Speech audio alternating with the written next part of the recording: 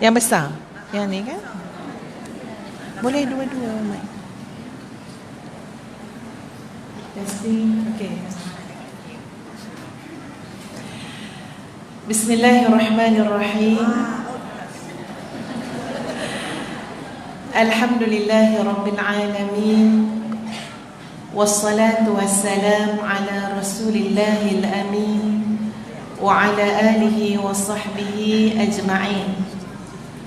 Subhanaka la ilma lana illa ma 'allamtana innaka antal alimul hakim. Rabbi shrah li sadri wa yassir li amri wahlul 'uqdatam min lisani yafqahu qawli. Rabbi yassir wa la tu'assir wa tammim bil khair, amma ba'd. Yang Ustazah hormati Puan Pengerusi Majlis, yang dihormati lagi dikasihi pengerusi Muslimah Surau Al-Amin dan seluruh ahli jawatan kuasa, pengerusi Muslimah Surau Mujahidin dan seluruh ahli jawatan kuasa, yang Ustazah hormati sahabat Ustazah yang berbahagia Ustazah Dr. Adawiyah, para asatizah, para asatizah sekalian, para ibu, kakak-kakak, adik-adik, anak-anak sekalian, Assalamualaikum warahmatullahi wabarakatuh. Apa khabar semua muslimat? Alhamdulillah, syukur ya, sihat semua. Alhamdulillah. Mari sama-sama wahai para sahabat muslimah yang dikasihi sekalian, untuk kita melapangkan hati kita dengan bersyukur kepada Allah. Ya, syukur adalah jalan kelapangan hati. Syukur adalah jalan kebahagiaan. Ya, mari secara sedar pada pagi ini para muslimah sekalian, kita merafakkan setinggi-tinggi syukur kita ke hadirat Allah Azza wa Jalla atas sekalian nikmat yang telah Allah kurniakan kepada kita. Termasuklah pada pagi ini kita berkumpul dalam surau Al-Amin, yang Ustazah pun ya, sampai Ustazah memang berdoa-doa ya tuan-puan, ya Allah sehatkanlah hari Sabtu surau Al-Amin tu. Sebab bila Ustaz salam jumpa yang sebelum ni dengan beberapa orang jamaah, mereka akan cakap macam ni, Ustazah, insya-Allah nanti kita jumpa kat surau Al-Amin. Macam glamour sangat surau Al-Amin. Ya, Ustazah pun jadi sampai naik takut tu Dr. Adawiyah. Ya Allah, janganlah sakit hari Sabtu ni ya Allah. Ya, jumpa dekat tempat-tempat lain lah. Hari tu dekat kem remaja Tahfiz, ada seorang ibu ya, anak remaja yang datang kursus pun sama, ambil gambar dengan Ustazah sambil tu cakap, kita akan jumpa nanti Ustazah dekat surau Al-Amin. Masya Allah. Memang glamour ke surau Al-Amin ni? Oh, glamour. Masya Allah. Ya, tapi Ustazah baru pertama kali sampai. Masya Allah. Ya, Alhamdulillah Allah pertemukan kita di surau Al-Amin. Ya, mudah-mudahan pertemuan ini penuh dengan rahmah, barakah dan juga menjadi jalan sebab turunnya maghfirah daripada Allah Azza wa Jalla. Para muslimah yang dikasihi sekalian, ya, pada pagi ini tajuk kita ialah tentang keberkatan dalam keluarga. Jadi Ustazah anggap ya, ruangan kita ataupun sesi kita pada pagi ini adalah sesi bicara santai lah. Ya, yang kalau muslimat nak tanya soalan, nanti insya-Allah ya, kalau angkat tangan Ustaz rasa sesuai untuk diberi laluan, nanti Ustaz akan bagi laluan. Kenapa Ustaz kata tengok kesesuaian? Sebab kadang-kadang Ustaz tengah bercakap, kalau diganggu nanti Ustazah lupa. Ya, sebab ini Ustazah 4 series. Ya, kalau Ustazah muda-muda mungkin dia tahu kat mana dia berhenti. Jadi sebab itu Ustaz akan tengok kesesuaian. Muslimat ada soalan, ada pandangan, silakan angkat tangan. Ada perkongsian, ada penambahan, ya silakan. Ya, majlis ini adalah majlis kita bersama. Jadi bercakap soal keluarga, para muslimah sekalian, Izinkan Ustazah menjelaskan sikit latar belakang keluarga Ustazah, supaya nanti para muslimah, sahabat-sahabat pun boleh melihat bagaimana yang akan Ustazah bentangkan sekejap lagi pada pagi ini. Ini bukanlah terlalu teori semata-mata. Kalau terlalu teori, kadang-kadang jadi terlalu ideal. Bila terlalu ideal, malah nak buat Ustazah macam tu ya. Bila terlalu ideal, kita rasa terlalu sukar. Jadi Ustazah gambarkan dulu latar belakang dari segi kekeluargaannya, ya, yang mudah-mudahan sedikit sebanyak menjalinkan juga hubungan silaturahim di antara kita menjadi lebih erat, insya-Allah. Ustazah tinggal di Gombak. Memang datang-datang KL je, memang takdir Allahnya memang tinggal di kawasan Gombak. Ya, suka juga dengan Bangi, memang suka dengan Bangi. Tapi bukan ketentuan Allah lah untuk tinggal di Bangi. Tapi selalu datanglah ke Bangi. Anak kelahiran Kampung Kuala Jempol, Bahau, Negeri Sembilan. Ustazah adalah anak kelima daripada 6 orang adik-beradik. Ayah Ustazah guru agama, Ustaz. Mak Ustazah guru Al-Quran, Ustazah. Keenam orang anak semuanya mendapat pendidikan agama secara khusus. Dan kami semua bergelar Ustazah, Ustazah, Ustazah, Ustazah, Ustaz. Sebab seorang je lelaki. Walaupun Abah ada hasrat nak jadikan salah seorang anak itu sebagai doktor, tapi nampaknya tidak ke situ juga. Akhirnya buat U-turn, ya, akhirnya jadi hafizah Quran, tidak juga jadi doktor. Ya, jadi memang ketentuan Allah untuk 6 orang adik-beradik ni memang bidang agama. Ustazah dulu tuan-puan belajar tingkatan 1 dan tingkatan 2 di Sekolah Menengah Agama Persekutuan Labu. Ya, Labu. Muslimat kata dah kenal, tapi macam baru dengar je biodata ni. Oh, Labu ya. Ya. Kemudian masa Ustazah tingkatan 2, Abah datang kat sekolah Smart Labu. Abah kata, "Dek, pindah sekolah." Pasal apa, Abah? Pindah sekolah? Abah nak adik sekolah dengan Abah. Tak ada reason ni, tuan-puan. Yang Ustazah faham masa tu macam tak ada reason. Sekolah dengan Abah. Maka pindahlah Ustazah ke Sekolah Menengah Agama Serting Ulu. Ada tak orang Serting kat sini? Ada, ya. Kemudian tingkatan 4, Ustazah bersekolah di Sekolah Menengah Agama Ma'had Ahmadi Gemenci. Ya.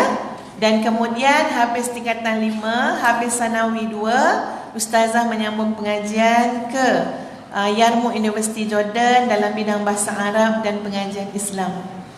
Dan balik ke Malaysia tahun 1998. Di sana 4 tahun je.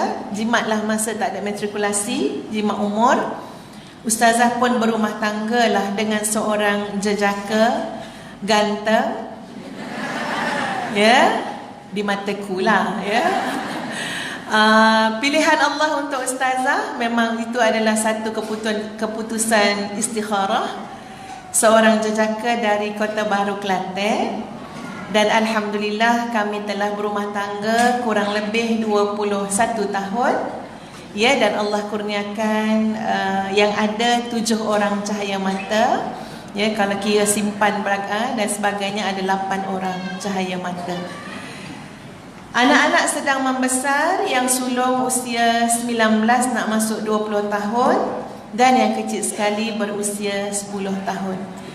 Dan kalaulah hari ini kita bercakap soal mencari keberkatan dalam keluarga, itu bukan saja persoalan yang tuan-puan fikirkan. Tapi itulah yang cuba ustazah, ya, yang ustazah cuba, dan itulah persoalan yang selalu, ya, orang kata apa, berlega-lega dalam fikiran. Itulah perkataan yang selalu jadi rintihan dalam doa.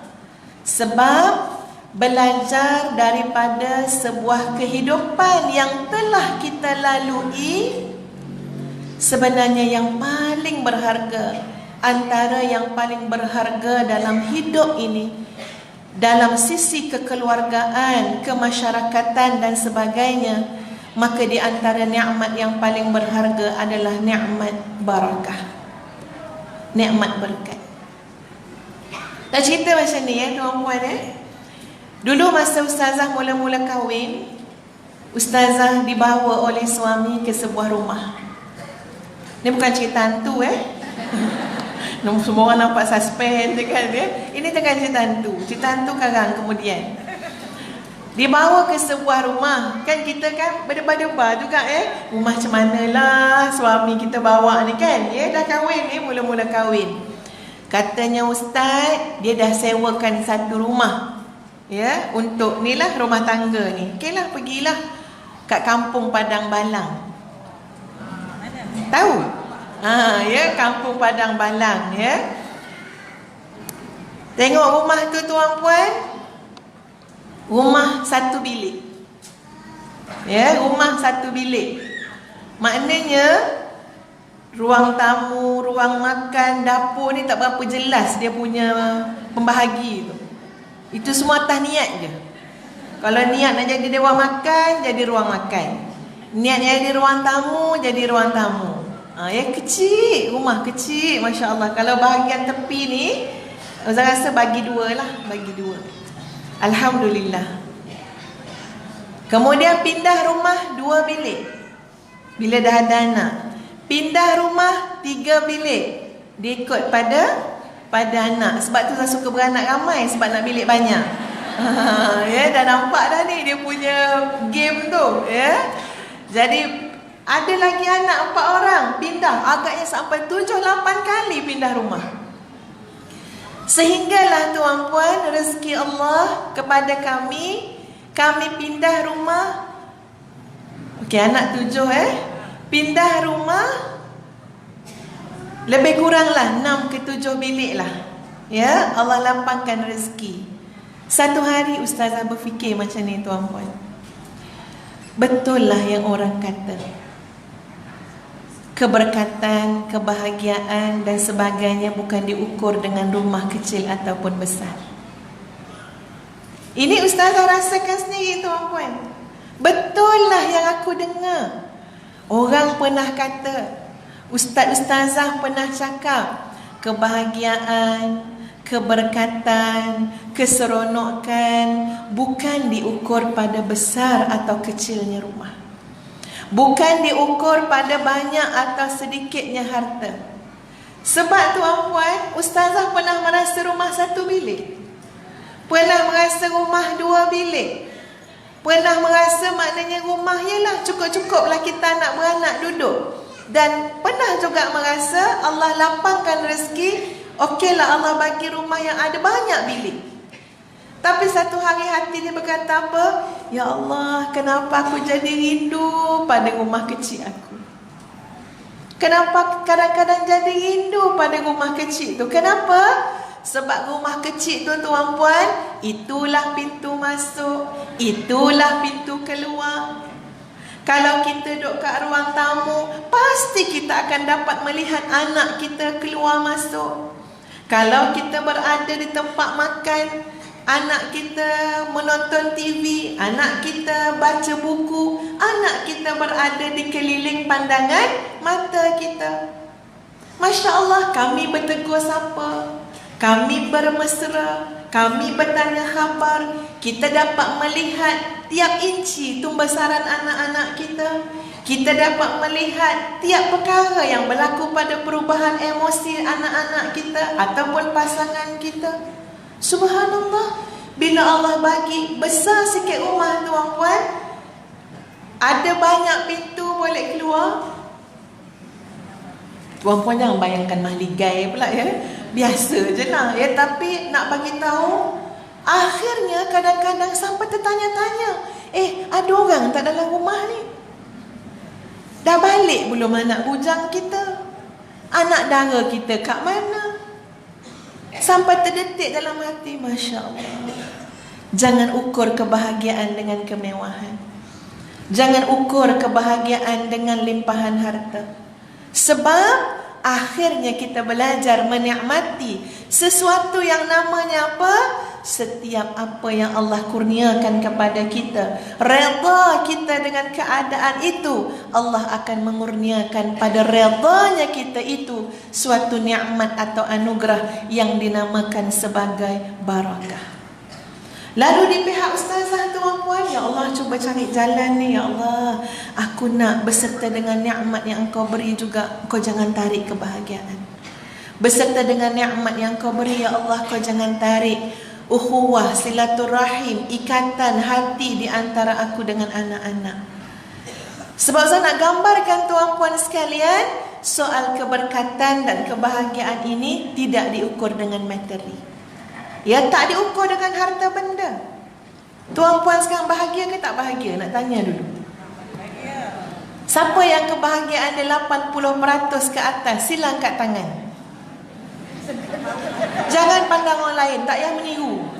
Ya. Siapa yang 80% ke atas, dia menikmati kebahagiaan dalam rumah tangga, dalam keluarga dia. Silakan angkat tangan tuan-puan. Ya? Tak ukur. Tak apa ya, dia ada indeks cara nak mengukur dia. Lagi sekali ya, semua turun tangan dulu. Pandang hadap ke depan, tak payah pandang orang sebelah-sebelah. Orang sebelah jangan petikai bila kawan kita angkat tangan.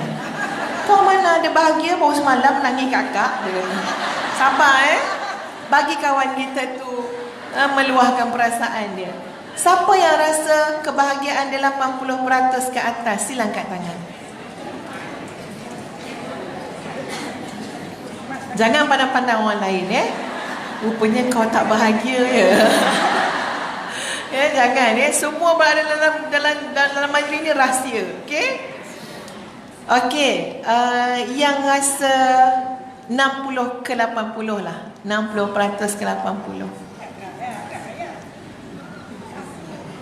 Ni ustazah muskil ni memang dah ada rasa kemuskilan. Okey, yang tak angkat tangan ni terlebih 100 lebih ke macam mana? Ramai yang tak angkat tangan. Ke tak jelas, entahlah ustazah, tak tahulah bahagia tak bahagia. Ya. Duduk kat majlis ni bahagialah ustazah.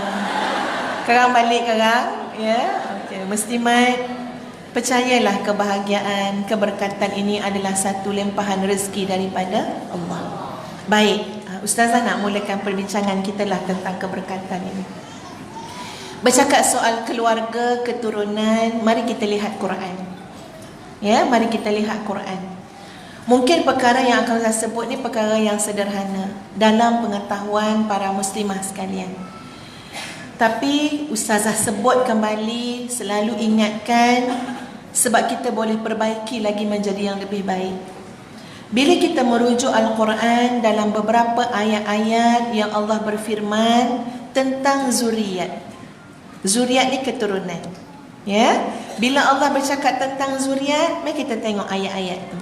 Contoh, A'udzu billahi minasyaitonir rajim.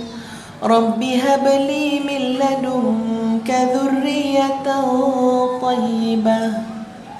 Wahai Tuhanku, Rabbi habli, wahai Tuhanku, tolong kurniakan kepada aku, min ladunka, daripada sisimu, dzurriyyatan thayyibah, keturunan yang baik-baik, keturunan yang soleh.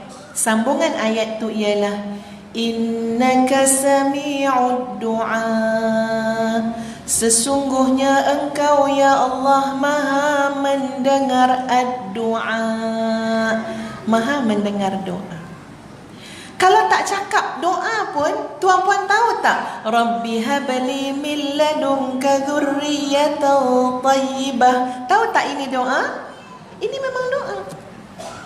Tak payah cakap ini doa. Kalau tuan puan dengar orang berkata, wahai Tuhanku, kurniakan aku, itu doa ataupun tidak? Itu memang doa. Tapi dalam ayat-ayat yang menyebut tentang zuriat, Allah mengulang perkataan doa itu. Memang itu doa. Tapi Allah kata apa? Innaka sami'ud du'a. Ini doa Nabi Ibrahim. Sesungguhnya engkau maha mendengar doa. Seolah-olah nak mengatakan, ya Allah, ini aku tengah doa ni ya Allah, dan engkau maha mendengar doa. Mari kita tengok pada ayat yang seterusnya. Rabbi ja'alni muqimas salah wa min dhurriyyati Rabbana wa taqabbal du'a. Wahai Tuhanku, jadikan aku orang yang benar-benar mendirikan salat, dan juga keturunan-keturunanku. Rabbana, wahai Tuhan kami, wa taqabbal du'a. Wahai Tuhan kami, mustajabkanlah akan doa. Tahu dah, Rabbi ja'alni muqimas salah itu adalah doa. Tapi disebut lagi doa tu, ya Allah, tolong mustajabkan akan doa itu. Pada ayat yang selanjutnya, dalam surah Ibrahim ayat ke-39, Alhamdulillahilladzi wahaba li 'alal kibari Ismail wa Ishaq. Segala puji bagi Allah yang telah menganugerahkan aku di hari tuaku Ismail dan Ishaq. Inna rabbi lasami'ud du'a. Sesungguhnya Tuhanku maha mendengar doa. Masya Allah. Bila sebut tentang zuriat, perkataan doa diangkat-angkat oleh Allah. Diangkat-angkat. Banyak doa dalam Quran, tuan-puan. Rabbana atina fid dunya hasanah wa fil akhirati hasanah wa qina adzabannar. Tapi tak disebut perkataan doa. Kita tahulah itu memang doa. Banyak lagi. Rabbana la tuzigh qulubana ba'da idh hadaitana wa hab lana min ladunka rahmah innaka antal wahhab. Tak ada sebut perkataan ad-du'a. Tapi itu memang doa. Memang kita tahu itu doa. Sama juga macam tadi, Rabbi habli min ladunka dzurriyyatan thayyibah. Itu memang doa. Tapi disebut innaka sami'ud du'a.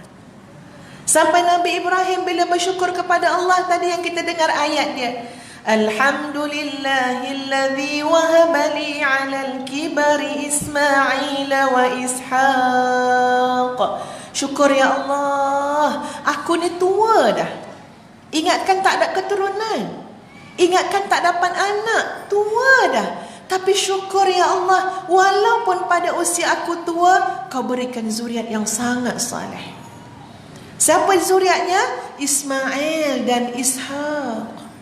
Benar ya Allah, engkau maha mendengar doa. Maknanya apa?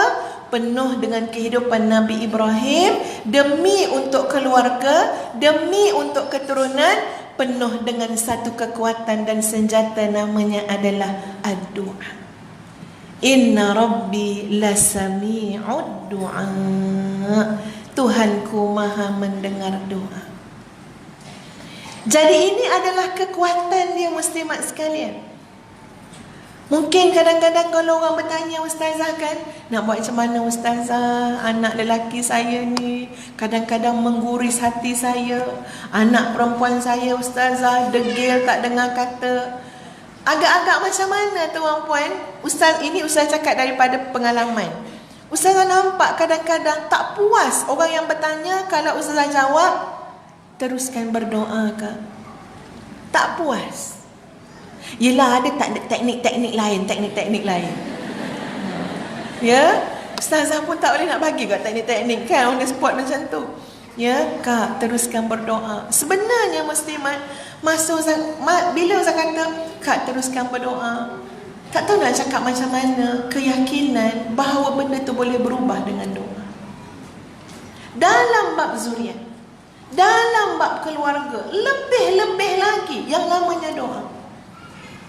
Bagaimana Nabi Zakaria, yang kalau kita lihat dalam surah Maryam, diceritakan oleh Allah keadaan Nabi Zakaria.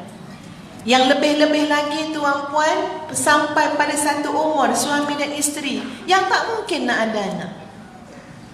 Siapa kat sini umur 60? Angkat tangan. 55 ke atas. Angkat tangan tinggi-tinggi biar kita semua boleh lihat. Macam mana kalau 2020 nanti tuan-puan mengandung? Tak nak Oh memang tak ada doa tak ada doa memang tak dapat lah, insyaAllah dapat. Ya. Kita kan puan-puan, kalau dah umur dekat-dekat nak menopause, kalau dah tak ada anak, rasanya tak doa je lah. Ambil anak angkat je lah, kata suami dia kan. Ya. Kalau tak, bagi abang cari mak lain. Ya. Memang kita pun umur dah 40-50 nak beranak, macam mana? Tapi sebab kalau kita tengok pada kisah Nabi Zakaria, keyakinan kepada senjata doa tu. Doa ni para muslimah kena bersama dengan yakin. Betul kita dah berdoa, tapi kadang-kadang nampak kegoncangan doa kita daripada soalan yang kita cakap, daripada cara kita. Betul ke Ustazah boleh berubah? Ya kak, doa kak. Saya tak kenal suami saya macam mana tau. Ustaz pun tak faham apa ada di sebalik tu. Apakah kita nak kata ini dah jadi genetik? Ya. Jadi yakin dengan doa. Dalam surah Maryam, Zikru rahmati rabbika 'abdahu Zakaria idh nada rabbahu nidaan khafiyya. Ni nak cerita pasal Nabi Zakaria ni. Itu sebut dalam surah Maryam. Nak cerita pasal rahmat Allah kepada hambanya yang bernama Zakaria. Bila Allah mustajabkan doa kita, Allah terima doa kita, itu sebahagian daripada rahmat Allah. Ni aku nak cerita ni kepada orang yang baca Quran, kepada orang yang beriman. Nak cerita bagaimana sayangnya Allah kepada Nabi Zakaria. Ketika mana, Masya Allah, rahmat Allah turun masa kita berdoa. Kasih sayang Allah kepada kita semasa kita berdoa. Ketika mana Nabi Zakaria berbisik kepada Allah. Nada rabbahu nidaan khafiyya. Lembut Nabi Zakaria berdoa. Orang lain tak dengar doa Nabi Zakaria. Nabi Zakaria tak berdoa dengan suara yang keras. Nabi Zakaria tak doa bertempik-tempik. Doa Nabi Zakaria mungkin orang keliling tidak tahu, tapi Allah, innaka sami'ud du'a, Allah Maha mendengar. Kalau kita doakan anak-anak dan keluarga kita, boleh jadi kadang-kadang suami kita pun tak tahu sebanyak mana doa kita. Anak-anak kita pun tak tahu.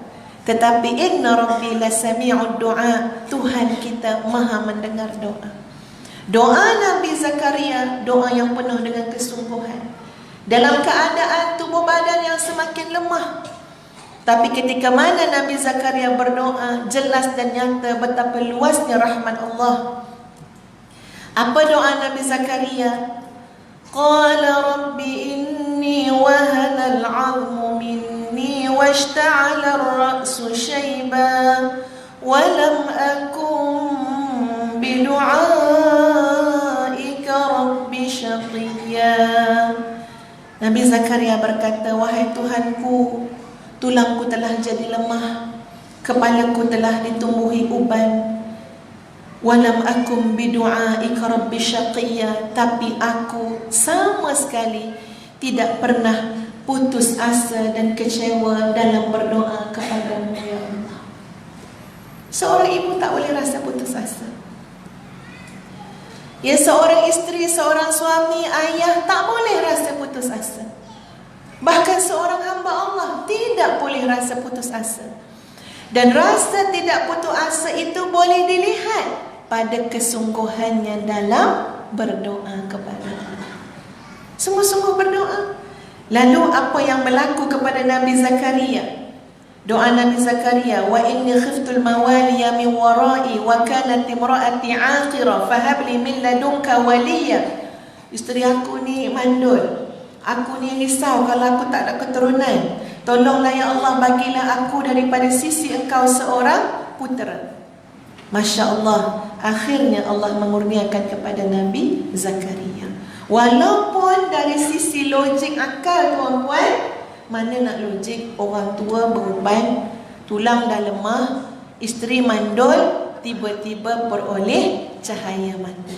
Tapi tidak ada yang mustahil ketika mana Allah menginginkan itu semua berlaku. Lalu di mana kekurangan dan kelemahan kita? Ini saya tak cakap tuan-puan ya, tuan-puan semata-mata. Saya cakap pada diri sendiri.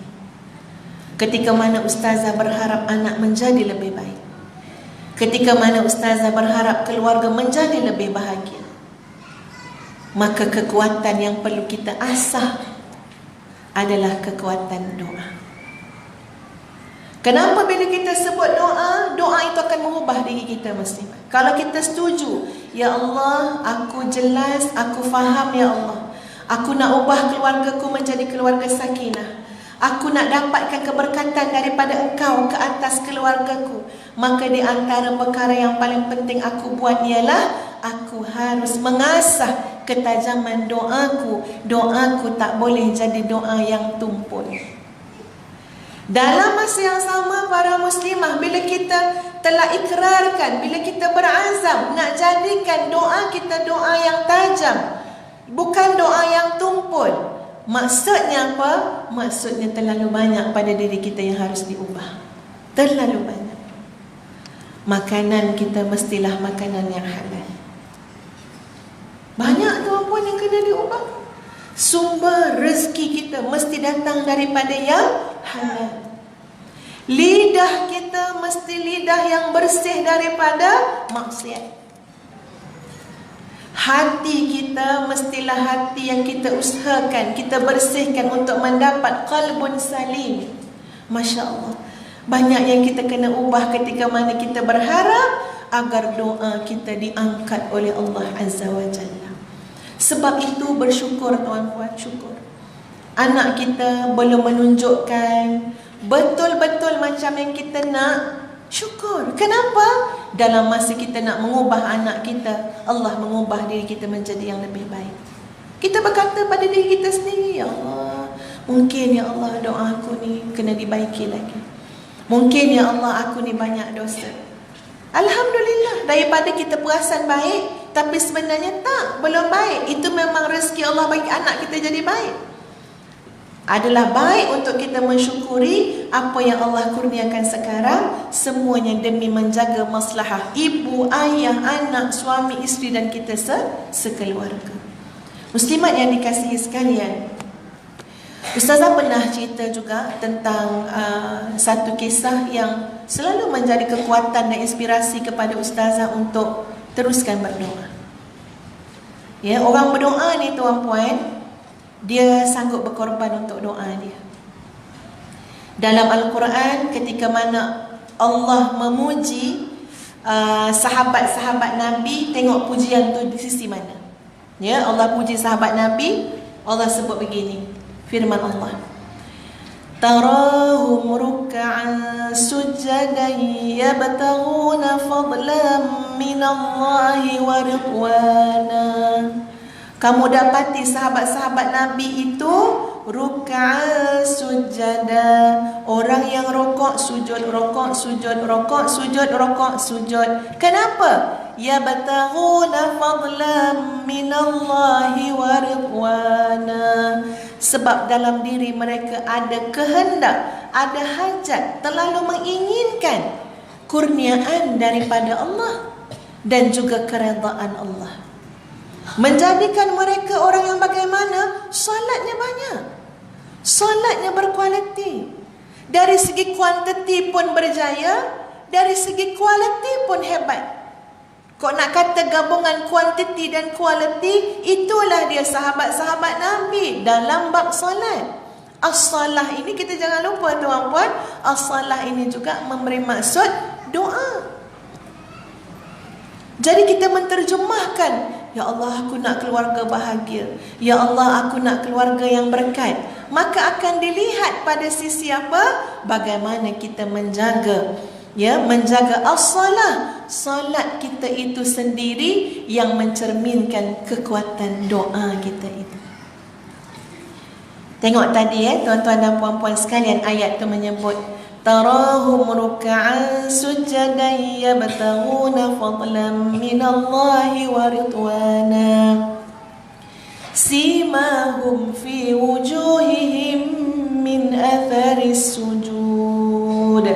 Sampai kamu lihat pada wajah orang-orang itu, pada wajah mereka itu ada bekas ataupun ada tanda orang-orang yang banyak sujud. Memang kita cakap pasal doa tadi kan? Tapi doa itu mengaitkan dengan perkara-perkara yang kita bincangkan ini. Apa dia? Kalau benar ibu merupakan ibu yang betul-betul bersandar pada kekuatan doa, bersandar kepada Allah dengan senjata doa, maka ingat, apa yang menjadi cerminan kepada kekuatan doa antara lain ialah as-salah, solat kita. Kalau malas solat, macam mana nak kata kita banyak doa? Betul tak? Doa, sambil-sambil makan, ya Allah tolonglah baikilah budak ni. Padahal ini Zuhur dah nak habis ni. Doa-doa juga. Rupanya sekarang, saya dengar daripada sahabat ustazah, dia cerita, dia kata kawan dia tu ustazah, dia cakap, dia kalau solat kan, dia solat zosa. Saya kata zosa tu apa? Oh, ramai yang tahu. Tahu tu beramal ke? Dia kata sebab solat, dia tu kalau semayang kan, dia kata semayang dia zosa. Dia kata zosa tu apa? Zuhur tu tuan-puan, betul-betul dekat nak habis waktu. Dan asar tu pula, maknanya azan tak habis lagi, habis dah sembahyang asar dia. Dia tak nak lama-lama, tapi dia nak kompres kan. Nak jamak tak boleh, dan dia bermukim kat situ. Jadi dia buat style baru, dia panggil zosa. Tuan-puan, kalau jenis-jenis zosa ke sazu ke apa benda kan, macam mana kita nak kata kita memiliki kekuatan? Tengok kesinambungan daripada doa zuriat Nabi Ibrahim. Rabbi ja'alni muqimas salah. Ya Allah, ya Tuhanku, jadikan aku orang yang benar-benar mendirikan salat. Masya Allah. Allah nak ubah kita muslimat jadi ibu yang lebih baik, jadi hamba Allah yang lebih baik. Itu semua jalan-jalan je, sebab-musabab je. Anak-anak kita kadang-kadang buat hal, suami kita buat PN contohnya. Itu semua jalan sebab-musabab. Yang sebenarnya Allah nak jadikan kita manusia yang baik. Allah nak jadikan kita hamba Allah yang salihah. Jalannya bagaimana? Kalau kita nak mengangkat doa kita sampai ke langit, mari kita tengok macam mana kita menjadi orang yang Rabbi ja'alni muqimas salah. Tadi para sahabat tu dipuji tuan-puan. Mereka itu ada hajat, mereka itu ada harapan, mereka ada keinginan. Apa keinginan mereka? Keinginan mereka adalah kurniaan Allah, fadlan, kurniaan Allah. Sebab semua daripada Allah.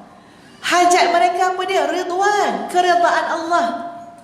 Bagaimana mereka mencerminkan hajat yang sangat besar? Mereka jadikan diri mereka ruk'an sujada, rokok sujud, rokok sujud, rokok sujud. Sebab kita ada hajat. Sebab tak boleh nak bergantung dengan sesiapa dah kecuali Allah. Muslimat, kita takkan sanggup melihat anak-anak keturunan kita diazab oleh Allah. Kita takkan sanggup. Kita berhajat agar Allah memberikan keselamatan kepada keluarga kita. Hajat itu kita terjemahkan dalam bentuk apa? Mari kita solat. Ruka'an sujada, ruka'an sujada. Sebab masa kita rokok, masa kita sujud, apatah lagi khususnya masa kita sujud, itulah gambaran keadaan seorang manusia paling dekat dengan Tuhan dia. Aqrabu ma yakunul 'abd ila rabbih fahuwa sajid. Ya, sedekat-dekat seorang hamba dengan Tuhannya adalah pada waktu dia sujud. Maka Nabi kata, perbanyakkanlah doa. Jadi para muslimah sekalian, mari kita mengasah ketajaman senjata doa ini. Lidah kita jaga tuan-puan. Jangan jadi lidah yang Masya Allah, tak tahulah ustazah pun ustazah pun minta jauh berlindung juga daripada lidah yang suka menjaja cerita. Lihat lidah-lidah yang khianat. Ada tak lidah-lidah yang macam tu dekat masyarakat kita? Ada tak yang suka membawang? Ya, ustazah pun dah sebut juga perkataan membawang. Walaupun sebenarnya ustazah tak setuju ghibah, mengumpat, dipanggil dengan perkataan bawang. Bawangnya sedap tuan-tuan. Bawang pun kalau boleh bercakap, tak rela dia diguna pakai untuk satu dosa yang sangat keji, iaitu ghibah, mengumpat. Orang mengumpat ni orang keliru tuan-puan. Dia keliru sebab apa? Kalau kita tanya dia, Kak, akak nak tak makan daging saudara akak yang dah mati? Agak-agak jawapan dia nak ke tak nak? Tak nak. Tapi dia keliru. Dalam keadaan dia tak nak, jangan kata bagi daging orang. Bagi daging, katalah daging lembu yang dah siap masak, tapi basi gulai tu. Nak makan tak? Takkan makan. Tapi keliru. Dalam keadaan kita menafikan kita tak nak, tapi lidah kita sedang makan daging saudara kita sendiri yang telah mati. Alangkah jeleknya, alangkah jahatnya, alangkah hinanya maksiat yang telah dilakukan oleh lidah kita. Tapi kita longgarkan, letak satu nama yang seolah-olah nama itu ringan. Jadi ringan sebab bunyi dia apa dia? Mulalah tu membawang lah tu. Gelak. Patut gelak ke membawang tuan-puan? Masya Allah. Tapi Ustaz pun dah sebut kat membawang tu kan, ya? Kalau kita mengumpat, kita khianat, kita banyak buat dosa-dosa datang daripada lidah, macam mana tuan-puan Allah nak mustajabkan doa kita? Ya, sebab itu wahai para muslimat, jaga lidah kita semua. Jaga lidah kita semua. Biar kita penat berceramah, lepas tu tak nak bercakap lagi dah. Biar kita penat bagi nasihat kat orang, kat kawan ke, dekat anak ke suami ke, lepas tu kita pun dah malas dah nak bercakap benda lain, dah tak ada keupayaan nak bercakap. Gunakanlah lidah itu pada jalan yang terbaik. Wa man ahsanu qawlan mimman da'a ila Allah wa 'amila salihan wa qala innani minal muslimin. Adakah lagi perkataan yang lebih baik daripada perkataan-perkataan yang keluar daripada lidah kita ni tuan-puan, daripada perkataan-perkataan yang mengajak manusia kepada Allah dan beramal saleh, dan dia mengatakan dengan begitu yakin, sesungguhnya aku daripada golongan orang-orang Islam. Jadi bila kita sebut tentang doa, Masya Allah, mengubah kita menjadi hamba Allah yang baik. Tadi Ustaz kata sebuah kisah memberi inspirasi. Kisah ni nampak ekstrim sangat. Sebab tu kadang-kadang kalau hati Ustaz tu rasa macam goyah-goyah, saya ingat balik kisah tu. Kisah dia tuan-puan, kan seorang anak, seorang anak lelaki. Siapa yang ada anak lelaki kat sini angkat tangan? Anak lelaki teruna lah. Maknanya umur 14 tahun ke 25 tahun. Cuba angkat tangan. Okey, alhamdulillah. Tuan-puan bayangkan anak tuan-puan gambarkan anak laki-laki kita yang kadang-kadang hati kita senang dengan dia, kadang-kadang pening kepala juga. Ada seorang ibu di satu wilayah di negara seberang. Ibu itu guru Al-Quran. Suaminya seorang ustaz. Ustaz gambarkan benda tu sebab yalah kita lagilah nak anak tu jadi orang kan, Diberikan anak itu pendidikan Al-Quran, tetapi kemudian dengan faktor-faktor persekitaran, kawan-kawan dan sebagainya, anak itu menjadi liar. Jadi liar anak tu. Itu memang menjadi kerisauan mak ayah dia. Teguran, nasihat dibagi, tapi makin liar. Ya, ingatkan dulu jadi ustaz anaknya, jadi guru Al-Quran, tapi ke lain yang dia minat. Dia lebih minat kepada industri hiburan. Ya, yang bukan syariah compliance lah. Ya. Lebih parah lagi, akibat daripada pergaulan yang liar itu terjebak dalam najis dadah. Kita dah ada anak tuan-puan, kita tahu macam mana hancur luluhnya kalau anak kita terjebak dengan najis dadah. Betul tak puan-puan? Oh ya Allah. Itu tak dapat ustazah nak bayangkan. Sebab tu ada ramai ibu-ibu di luar sana yang telah menunjukkan kekuatan diri mereka. Mereka ada anak yang penagih dadah tegar. Tapi Masya Allah ya, yakin dengan doa, tak berhenti doakan anak. Termasuk kisah yang saya sebutkan ni. Mak tu memang digambarkan, memang interview dengan mak dia apa semua, memang doa. Anak masa mak tengah doa, nagih dadah. Anak masa mak tengah doa, kena ambat dek polis. Anak masa mak tengah doa, sumbat dalam lokap. Mak berdoa. Apa keupayaan seorang mak yang dah tua? Takkan nak pergi perambat anak dia, takkan nak ikut anak 24 jam. Ini anak laki-laki yang ada tenaga, yang dah besar. Sebab tu sesuatu tuan-puan, bayangkan anak-anak kita sekarang, kita akan lebih faham macam mana cerita ni, rasa dia dari sudut emosi dia. Tapi Masya Allah, Allah boleh ubah. Kalau dah nak menagih dadah, ini dah susah ya tuan-puan ya. Sebab tubuh badan tu dia dah jadi apa, dia dah mengganggu kita punya sistem tubuh juga Hatta kalau kita kata suruh taubat pun, tiba time menggigil nak dadah tu, itu kalau hafal 30 juzuk pun susah juga tu. Ya, sebab badan tu dah perlukan dadah tu. Tapi Alhamdulillah, Allah nak tunjuk tuan-puan, boleh berubah. Boleh berubah.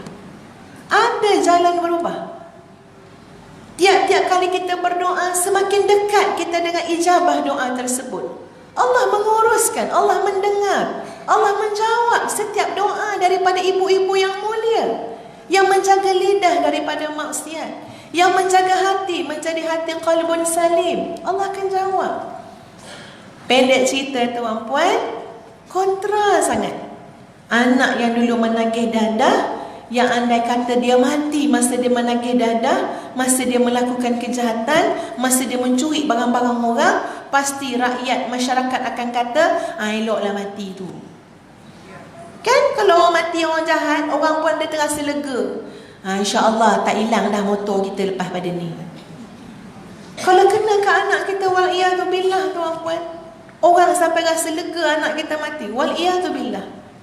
Tapi Allah takdirkan berubah. Bukan berubah sikit-sikit, tapi akhirnya menjadi seorang pendakwah. Pendakwah yang ada sentuhan. Ya, pendakwah yang lain daripada pembawaan da'i-da'i yang lain. Sebab dia pernah melalui sisi gelap hidup dia. Dia tahu macam mana nikmatnya hidayah. Dia tahu macam mana ya Allah gelapnya zaman dia melakukan macam-macam maksiat. Jadi pendakwah. Kalau dia berdakwah tuan-puan, pergi ke mana-mana kampung, ke mana-mana pekan, ke mana-mana bandar, wilayah, insya-Allah puluhan ribu orang akan datang berpusu-pusu untuk mendengar ya apa yang diungkap keluar daripada lidah dia, ilmu dia, perkongsian dia. Semua orang merasakan dekat dengan pendakwah ini, sayang dengan pendakwah ini. Tak terkecuali tuan-puan, ustazah mengikuti. Masa beliau berdakwah, selalu tengok dalam YouTube dia. Masya Allah, sedap dia. Ya, bila dia menerangkan senang kita faham. Bila dia berzikir terasa dekat hati. Masa tu tak tahu siapa dia sebelum ni. Sehinggalah Allah mengambil nyawa dia pada usia dia 40 tahun. Maknanya sekejap dia hidup ni. Sekejap sisi gelap, sekejap sisi terang, Allah ambil terus. Pada usia 40 tahun, bukanlah kemalangan tu kemalangan yang besar. Ya, orang kata bukan major accident pun. Naik motor sendirian, wallahu alam tak tahu bagaimana, terlanggar pokok ataupun tembok, jatuh langsung meninggal. Ya, ada yang berteori mungkin sebenarnya dah meninggal dulu. Ya, sebab dia ada menggambarkan beberapa hari dia rasa kepala dia macam tak sedap badan. Ya, jadi mungkin apakah sudah meninggal dulu, ya. Wallahu alam, yang penting pada usia 40 tahun kisahnya beliau meninggal dunia. Dan tengok macam mana anak tu berada di atas pangkuan ibu dia. Ibu dia meredakan anak dia ini, ya, pergi dulu daripada dia. Ibu ni pasti lebih mengetahui macam mana perjalanan mendidik anak ini. Dan masa beliau meninggal dunia, ratusan ribu orang datang ke Masjid Istiqlal. Masjid Istiqlal ni masjid negara Indonesia, adalah masjid yang terbesar di Asia Tenggara. Penuh setiap inci ruang. Ratusan ribu rakyat Malaysia, rakyat Indonesia turun memberikan penghormatan kepada dai mereka, yang sejarah silamnya adalah seorang penagih dadah tegar. Sejarah silamnya adalah seorang anak yang telah dihalau oleh ayah dia keluar daripada rumah. Dan ayah dia meninggal dunia pun tak sempat, ya, untuk maknanya melihat anak tu berubah, berhijrah menjadi yang lebih baik. Tapi subhanallah, kalau bertanya kepada ibu arwah ini, maka jawapan yang paling diulang dan diulang apa dia? Doa ibu. Allah mendengar doaku. Sebab tu tuan-puan, kalau kita tengok keluarga kita sekarang, tak seteruk, tak se-ekstrim yang berlaku tu. Tapi alangkah malangnya kalau kita dah rasa macam frust. Alah nak doa. Abang asyik saya seorang yang doa abang. Abang doa lah pula. Doa pun marah-marah tuan-puan. Dia ingatkan bab duit je berkira, bab doa pun berkira. Padahal kita berdoa, kita yang jadi baik. Kita berdoa, Allah baiki kita. Sebab kita pun tahu apa guna kita berdoa dalam keadaan Allah tempelak kita. Tuhan mana nak terima doa kamu? Ini dalam hadis sebut. Ya? Fa'anna yustajabulah. Macam mana nak mustajabkan doa kamu? Mat'amuhu haram, malbasuhu haram, mashrabuhu haram, pakaiannya haram, minumannya haram, makanannya haram. Macam mana nak mustajabkan doa kamu? Itu disebut dalam hadis. Bila kita betul-betul nak asah ketajaman doa, maknanya kita perbaiki diri kita. Dan itu adalah jalan, senjata, kekuatan yang sangat besar tuan-puan untuk merubah kondisi keluarga kita sekarang.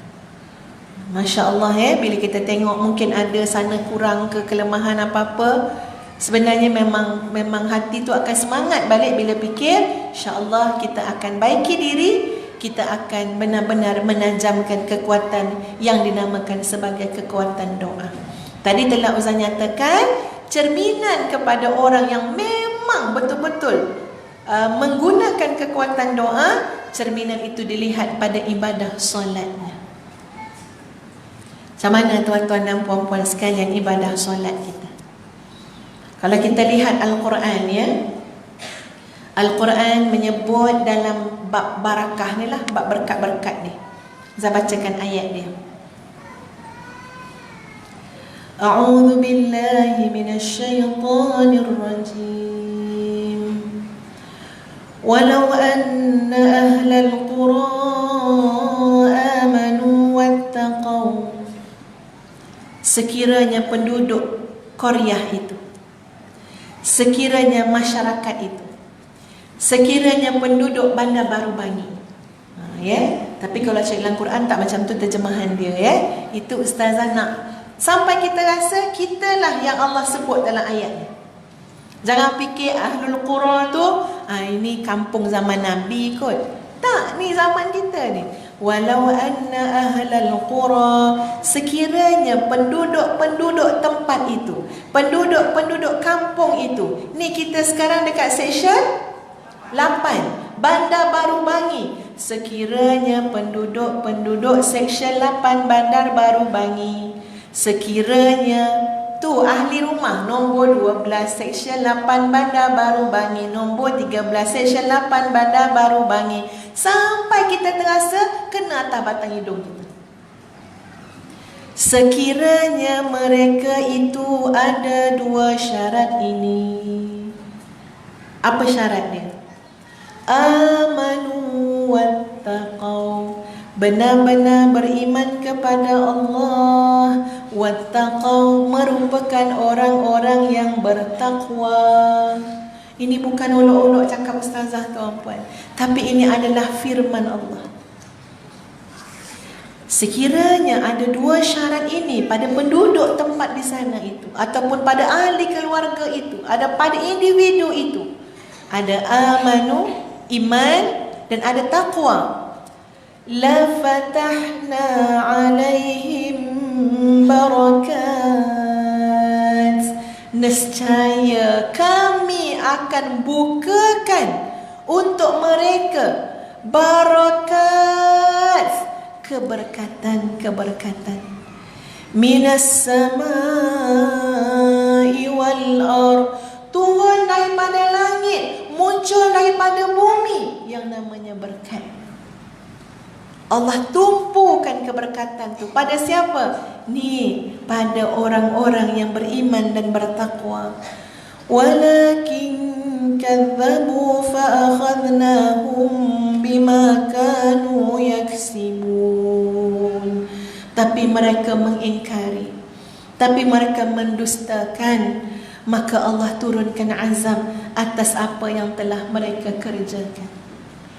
Jadi tuan-tuan dan puan-puan sekalian, nak cari keberkatan, Allah sebut tentang berkat jelas dalam Quran. Berkat tak datang daripada manusia.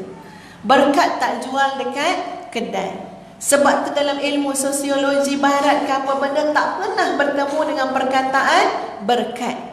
Sebab berkat datang daripada Allah, turun daripada langit, muncul daripada bumi. Itu semua kuasa siapa? Kuasa Allah. Allah beri kepada siapa? Kepada orang yang beriman dan bertakwa kepada Allah. Orang yang jaga ibadah ketaatan kepada Allah dengan sebenar-benarnya, insya-Allah Allah akan bukakan. Kita pun tak tahu tuan-puan, macam mana Allah akan buka ni keberkatan pada keluarga kita ni. Kita pun tak nampak lagi.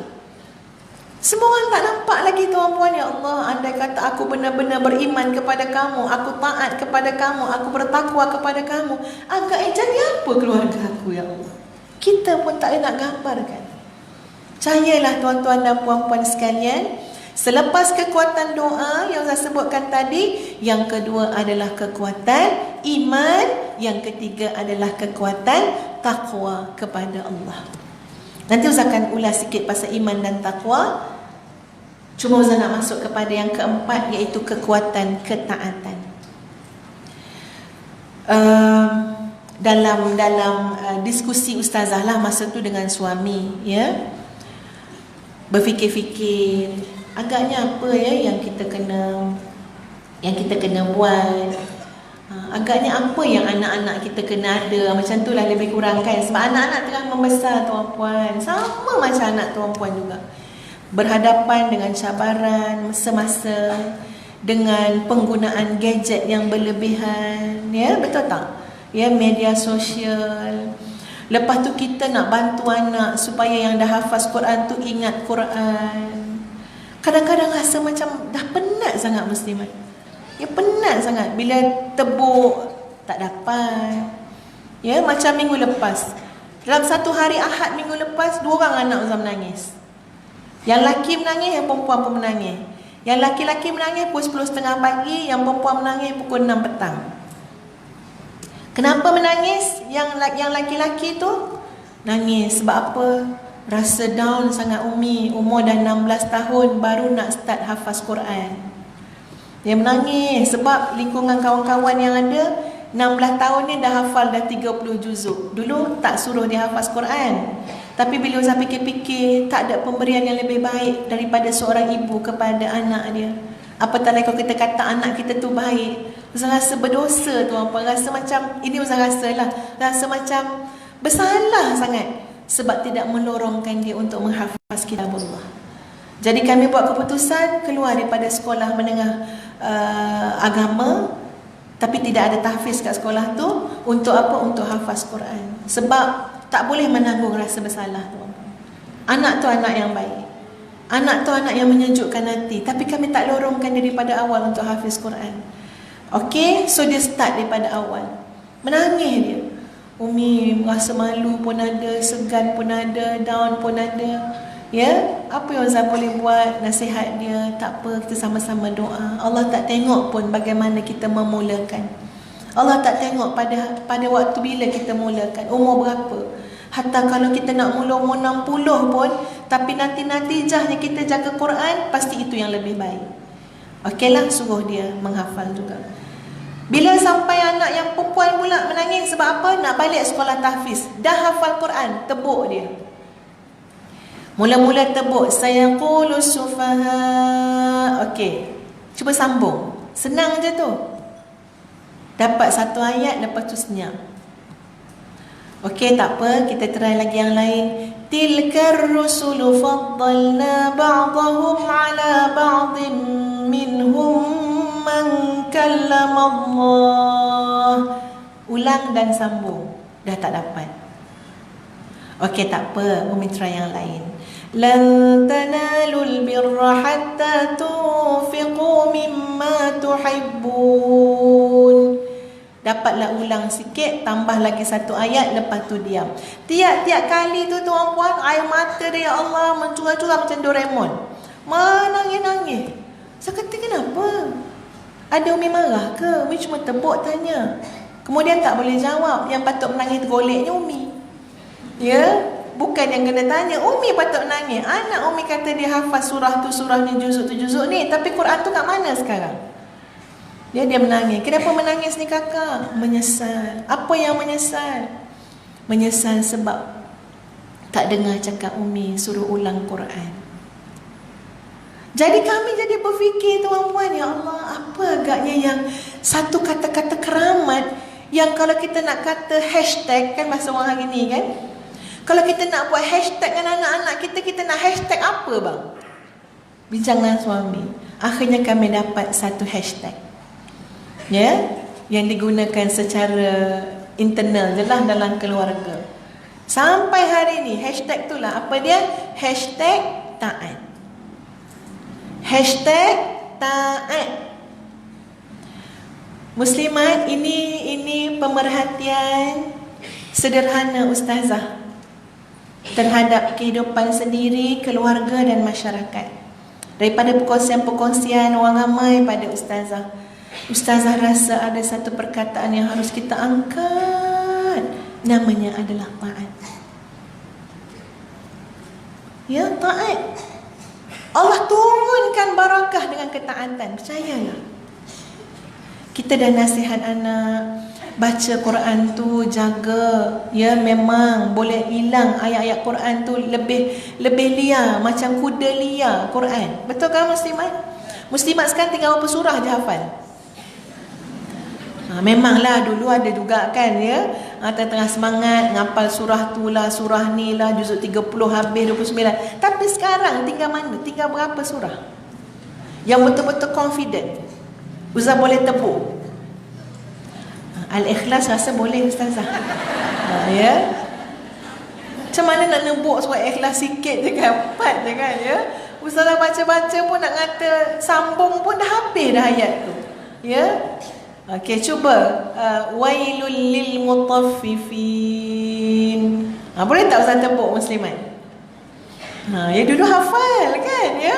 Ya Allah, dah lama tak ngulang. Itu memang macam tu tuan-tuan Quran. Memang macam tu. Eloknya juga kalau kita hafaz Quran kan, masa kita nak tidur, biarlah kita tidur dengan Quran. Nanti kita mimpi ayat tu balik. Sungguh Quran nak tidur, ya. Ini kena bincang dengan suami lah. Ya, bosan kat suami tu kan, kalau kita asyik baca Quran, dia nak tidur malam kan, ya. Nanti suami pun kata Quran tu sunat, melayan dia wajib, dia katakan ya. Jadi unding elok-elok, mesyuarat ya. Baca, ambil. Sungguh muslimat. Sebab kita nak tidur tu ingat-ingat, letak Quran sebelah, rasa lupa tengok balik, letak. Macam tu lah nak ikat Quran. Pesan dengan anak-anak. Tapi kalau anak-anak tak buat, dekat mana tu? Hashtag dia apa? Puas tu orang puan cakap dengan anak-anak dan pelajar-pelajar. Pasal ada pelajar-pelajar tahfiz 170 lebih. Itulah dia kata, kalau kamu tak pandai sangat pun, IQ tak tinggi macam orang lain, tapi Umi boleh sebut macam ni, insya-Allah kalau taat pada ibu bapa, taat pada Allah, taat pada guru, tak merempat hidup kamu, insya-Allah.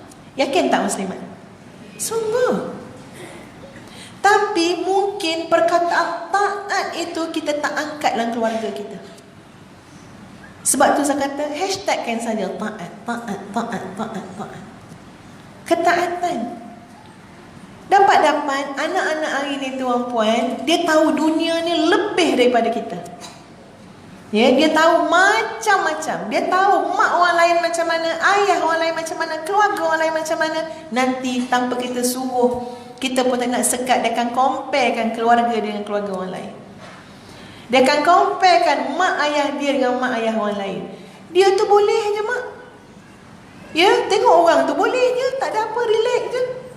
Sebab dia lebih tahu dunia ni luas lebih daripada kita. Tapi ini bukan isu bijaksana ke apa ke, tapi dia kembali kepada satu kekuatan, namanya kekuatan taat.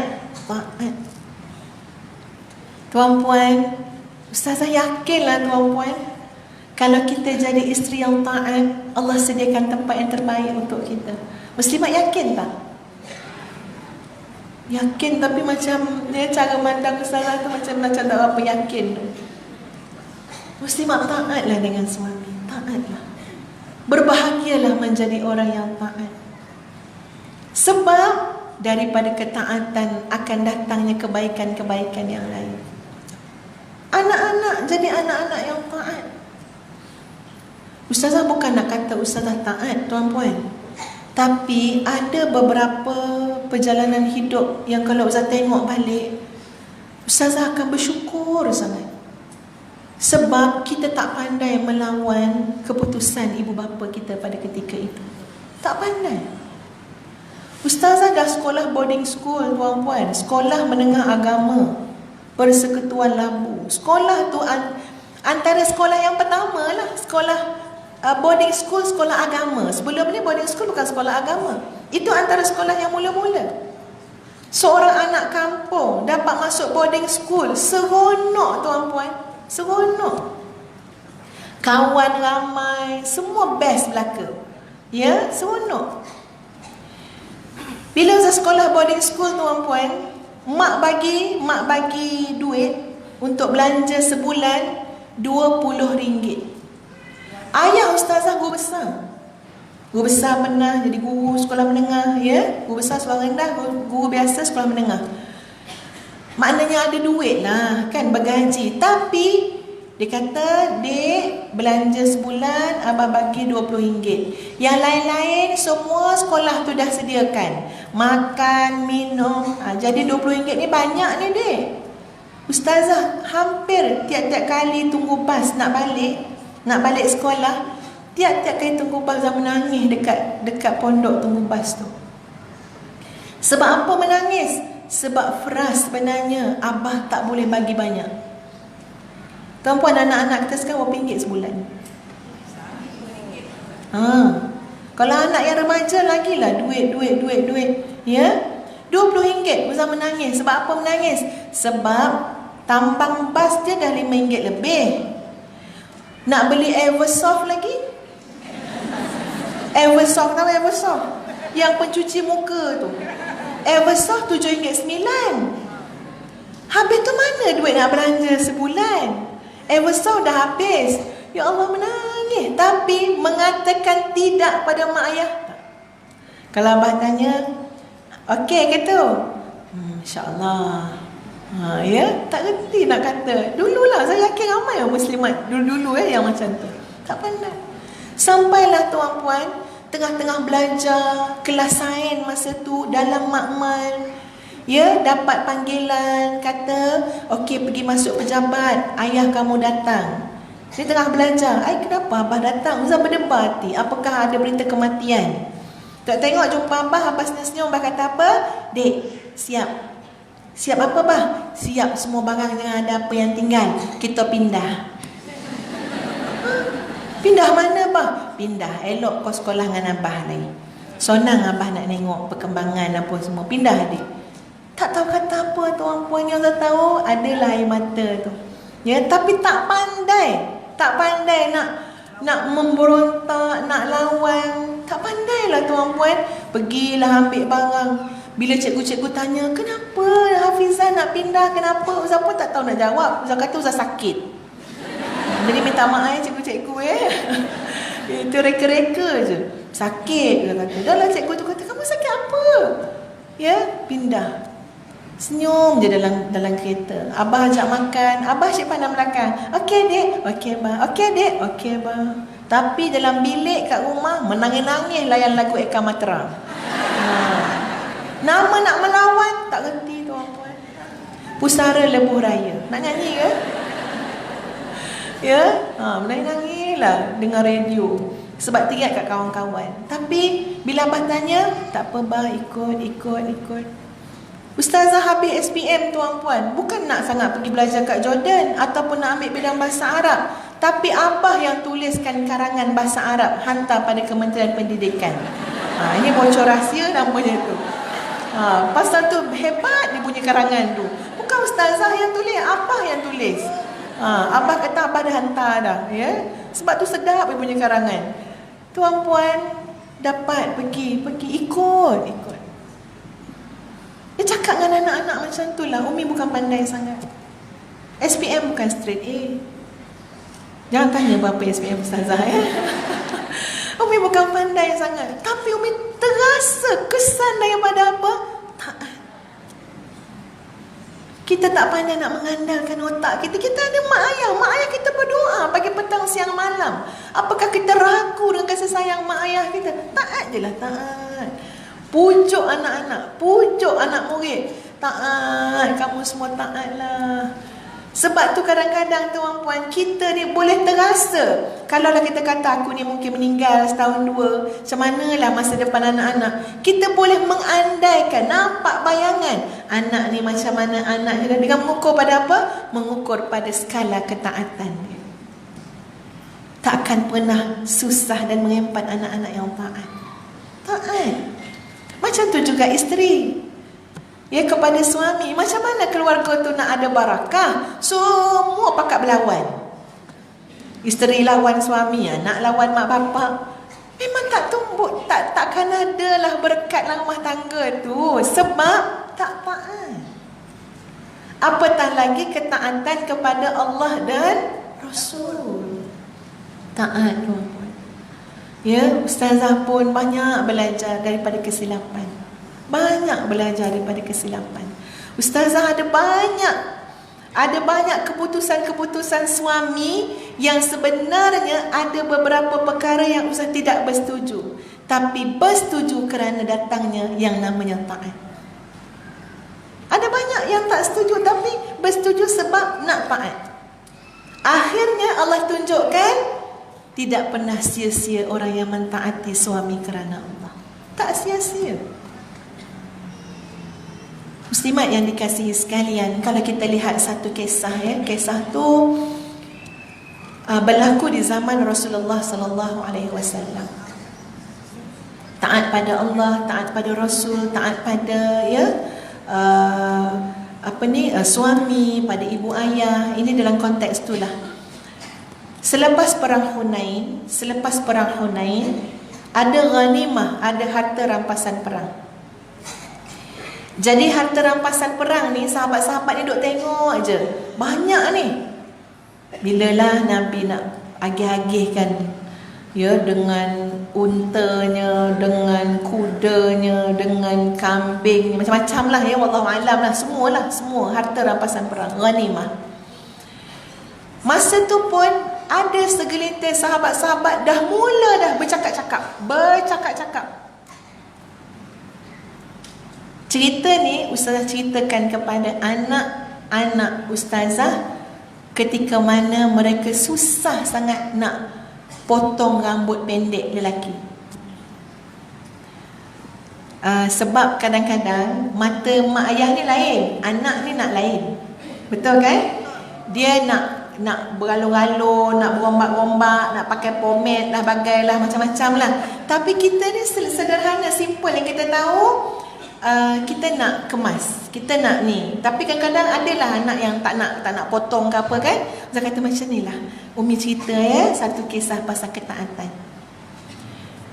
Nabi SAW tak bagi lagi harta rampasan perang tu. Ada segelintir di kalangan orang-orang Islam ketika itu yang dah mula berbunyi dah. Lambatnya bagi harta bagi ghanimah. Bila nak bagi ghanimah, apa nak tunggu lagi? Nabi senyap je. Ini Nabi pun ada yang petikai kan? Ya? Orang petikai sebab dah nampak dunia, dah nampak harta. Sebab itu yang menghalang ketaatan kita, sama ada nak taat mak bapak, nak taat suami, nak taat pada Allah dan Rasul, penyakit hubbud dunia. Kalau dah bercambah hubbud dunia ni, paling susah nak taat.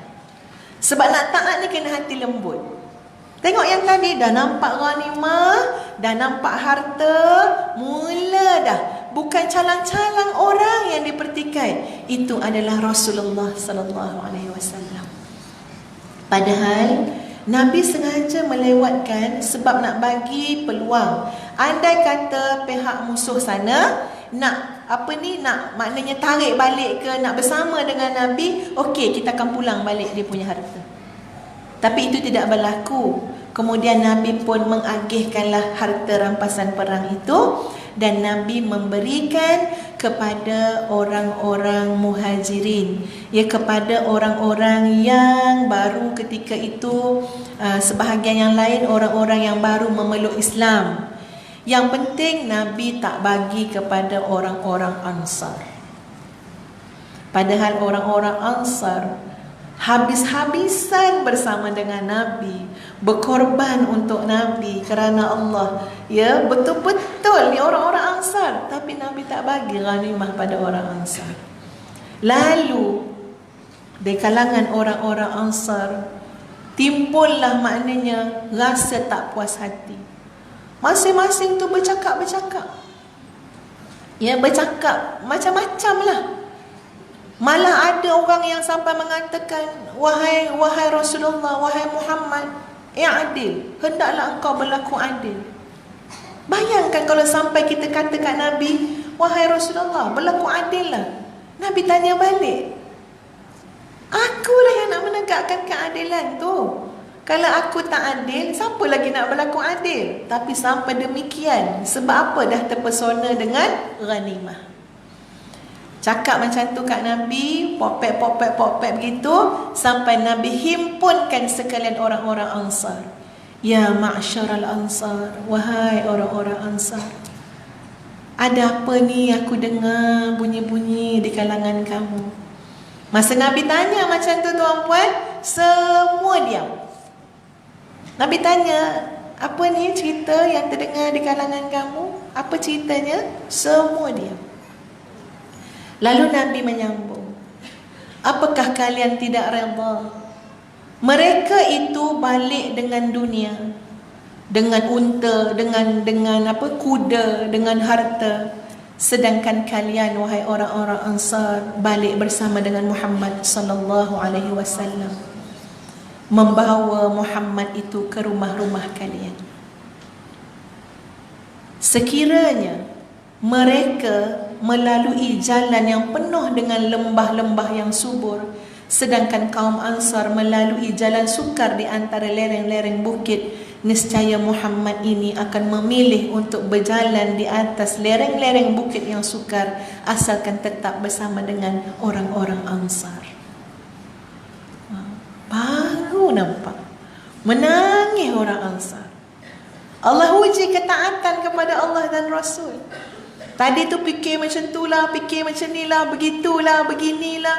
Padahal kalau kita ambil tadi namanya taat pada Allah dan Rasul, terus tutup mulut. Tak payah nak petikai, tak payah nak kata itu, tak payah nak mengumpat, tak payah nak tak puas hati. Sebab apa? Taat kepada Allah dan Rasul. Bila Nabi peringatkan, Nabi kata, kamu tak puas hati. Mereka balik bawa kambing, mereka balik bawa unta, mereka balik bawa harta, tapi Muhammad tidak bersama dengan mereka. Tapi kamu tadhhabuna bi Muhammadin sallallahu alaihi wasallam wa tahuzuna ila buyutikum. Kamu bawa aku. Yang Nabi sebut tu wa tadhhabuna bi Muhammad, Nabi kata Muhammad sallallahu alaihi wasallam. Apakah kamu tidak rasa redha, tidak rasa cukup Nabi kamu bersama dengan kamu? Menangis sekalian orang Ansar, menangis. Baru terfikir, ya Allah, penyakit apa dah menimpa kita sampai kita boleh terlupa yang Allah telah mengurniakan kepada kita Rasulullah sallallahu alaihi wasallam yang hidup bersama-sama dengan kita. Tapi kembali kepada apa, tuan-puan? Soal taat. Kita nak tanam tu pada anak-anak. Kadang-kadang anak-anak kita belum faham kenapa mak buat macam tu, kenapa abah kata macam tu. Kadang-kadang seorang isteri pun tak jelas lagi kenapa itu keputusan suami. Tapi insya-Allah dengan satu buah yang namanya taat, insya-Allah nanti Allah akan tunjukkan hikmah dia. Betul atau tidak, tuan-puan?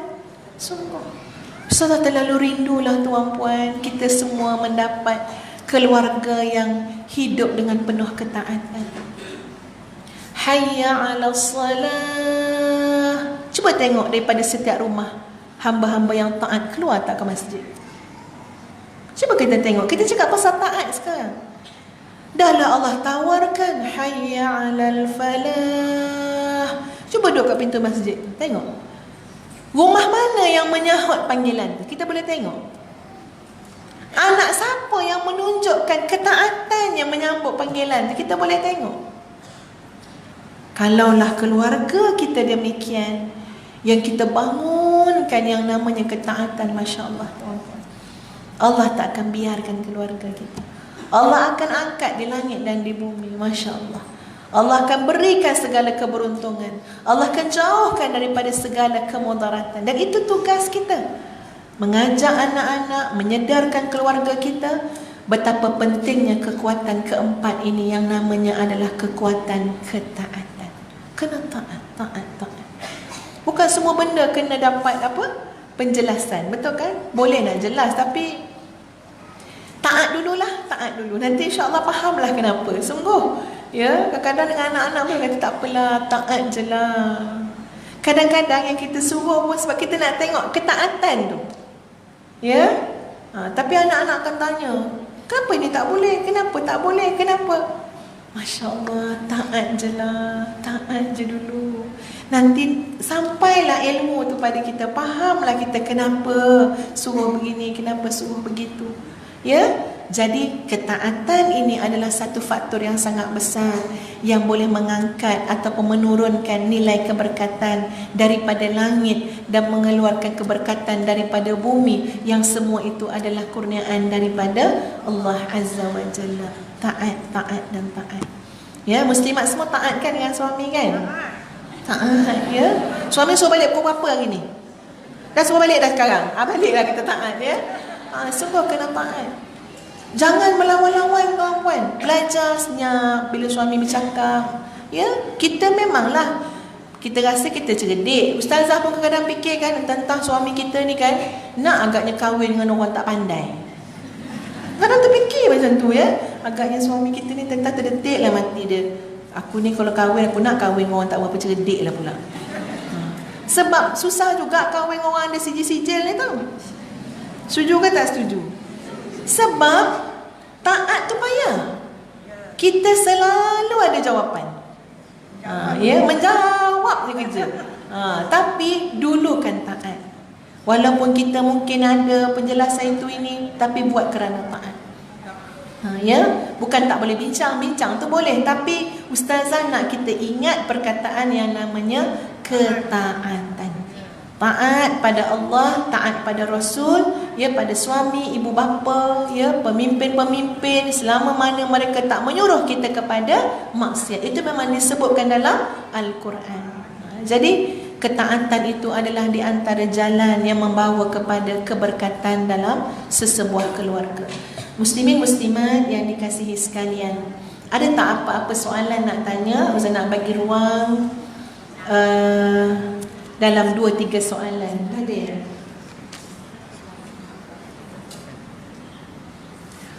Okey, ada soalan tak tuan-puan? Silakan. Kita ada mic kan?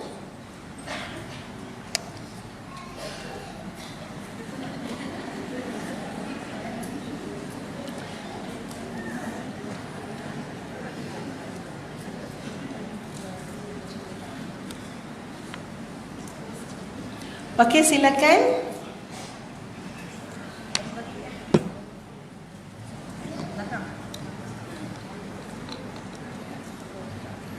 Bismillahirrahmanirrahim. Assalamualaikum Ustazah. Saya ada persoalan. Saya bukan soalan isteri, saya seorang pelajar. Ustazah, dalam sesebuah keluarga untuk mencapai keberkatan, mestikah kita solat sebab kita tahu solat itu tiada agama. Dan bagaimana dengan akan adanya anak yang tidak solat, sedangkan ibu bapanya sudah menegur beberapa kali.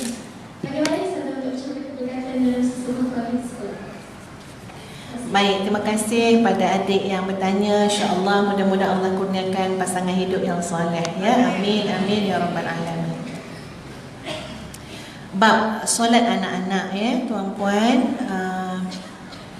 solat ni menjadi satu amanah dan tanggungjawab yang besar kepada ibu bapa. Kalau nak sebut tahap-tahap dari sudut pendidikan solat tu sendiri banyak. Pertama, membiasakan. Kedua, melatih, mendidik, memastikan, memantau, menasihat, menghukum, menegur, mengingatkan. Maknanya tak pernah habis tanggungjawab kita terhadap solat anak-anak kita sampailah kita menutup mata. Ya, maknanya bila kita tahu benda tu satu proses yang panjang, satu proses yang berterusan, yang lama, memang tak boleh frust. Memang tak boleh frust. Okey, ambil contoh tuan-puan. Anak kita dalam bab solat, kita dah membiasakan dia dengan solat. Cara dia macam mana? Dia selalu nampak mak dia solat.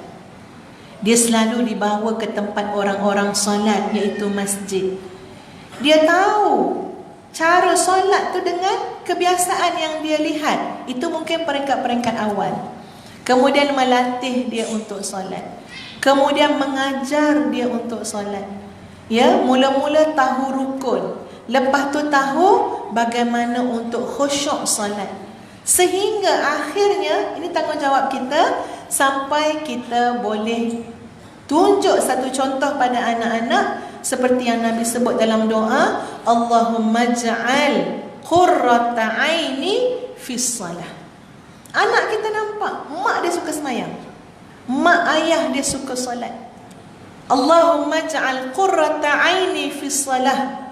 Ya Allah, jadikanlah penyejuk jiwa aku dalam solat.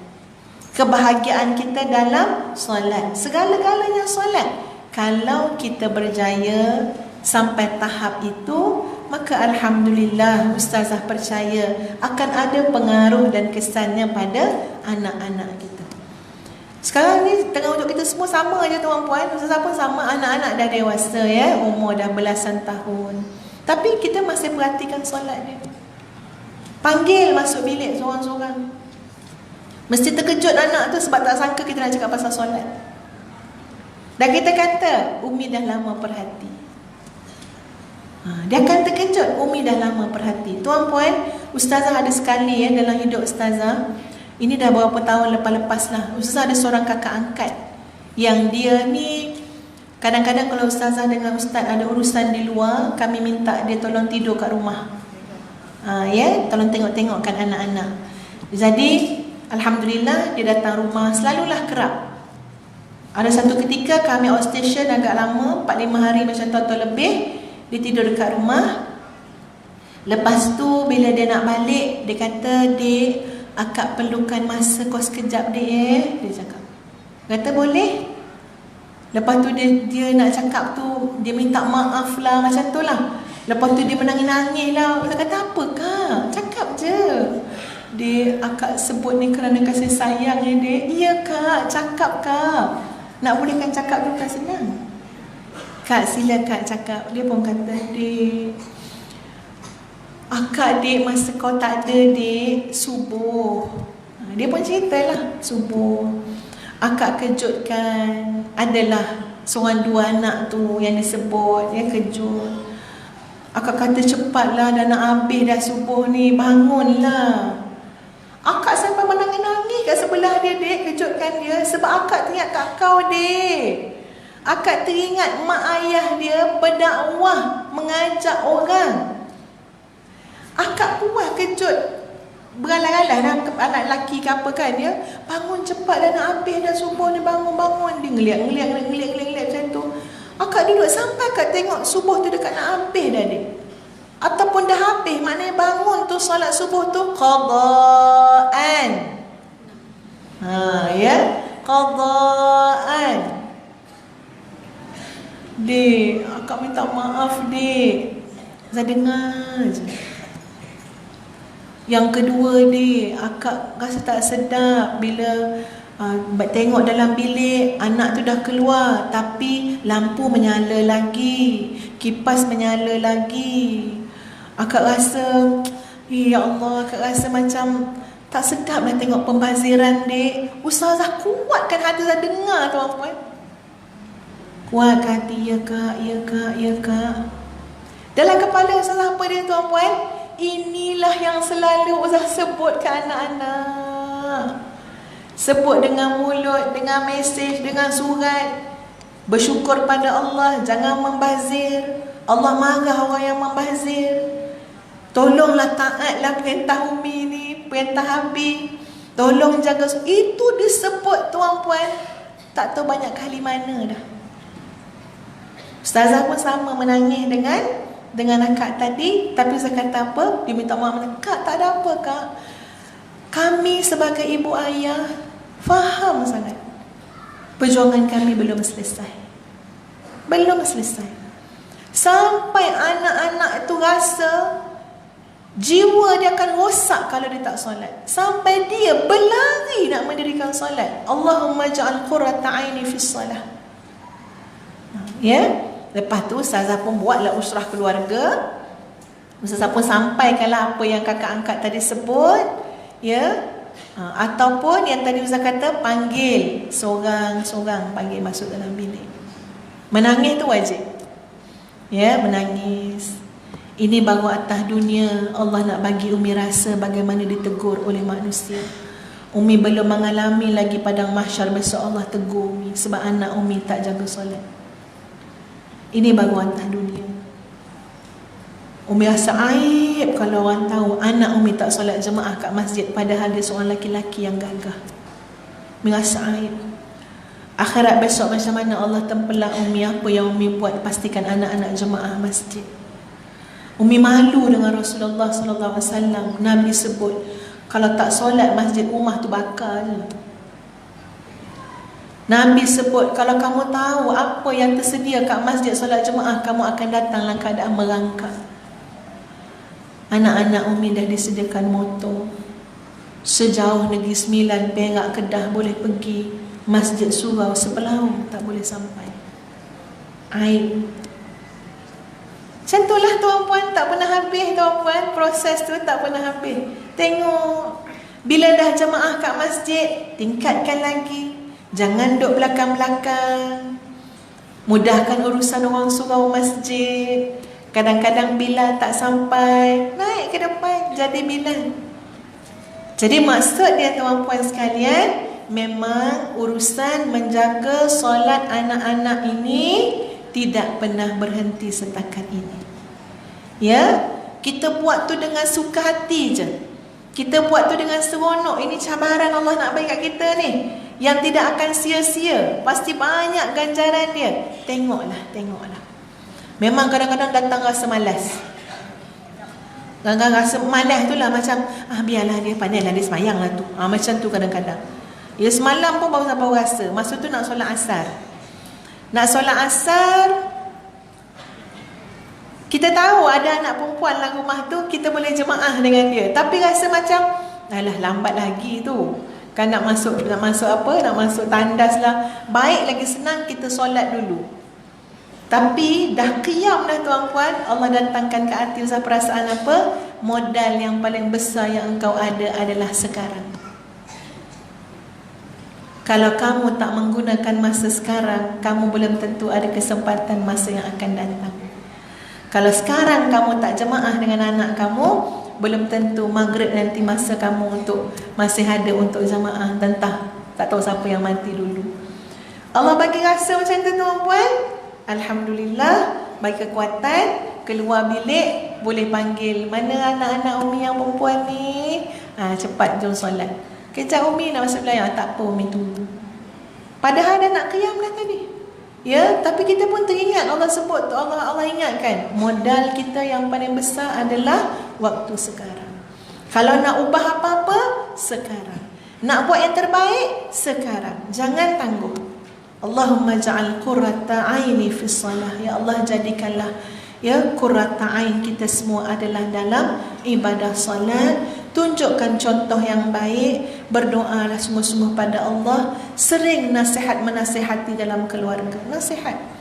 Solat ni nasihat yang tak akan habis sampai kita mati.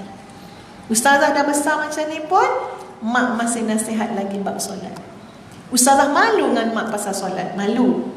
Ya, maknanya keberadaan mak kita tu pun dah jadi satu apa?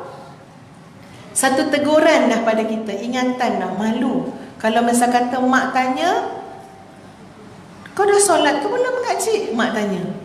Ya. Padahal waktu tu dah pukul 5.30 petang. Ustazah malu nak jawab. Belum mak. Mak tak payah nasihat apa-apa. Cukup dengan mak tanya je malu. Tengok kalau kita balik kampung Ustazah suami, lepas tu kakak ada suami kan, menantu-menantu kan. Kalau balik kampung, benda sangat aib, suami siapa yang tak bangun subuh. Aib tu dalam keluarga kami masa balik kampung. Betul tak puan-puan? Kadang-kadang Ustaz takut tuan-puan, takut terlajak, tertidur ke apa. Ya. Ustazah tu kan kalau terjaga pukul 4, pukul 5, memang ingatkan Ustaz, tolonglah pergi awal masjid sebab Abah dah pergi. Ya. Nanti rasa malu sangat kalau kita ni, keluarga kita yang bilik ni anak belum bangun. Malu sebab dia dah compare dengan bilik-bilik lain tu. Ini kakak kita, suami dia, anak-anak dia. Ni abang kita, suami dia, anak-anak dia. Mak tak payah cakap apa dah tuan-puan. Mak dah bagi nasihat dulu, mak dah bagi latihan dulu, mak dah bagi didikan dulu. Sekarang hasilnya kami semua rasa malu kalau depan mak abah nampak, tak datang ni menantu abah saja. Abah pandang belakang, tengok Milang anak-anak cucu tu. Ada yang tak cukup tu, anak siapa tu? Malu kita semua tuan-puan. Masya Allah. Jadi teruskan, teruskan. Bab solat kena dinasihatkan, ditegur, dipantau. InsyaAllah lama kelamaan dapatlah buah solat menjadi qurratu ain, insyaAllah. Okey, Ustaz jawab mana yang boleh je lah ya.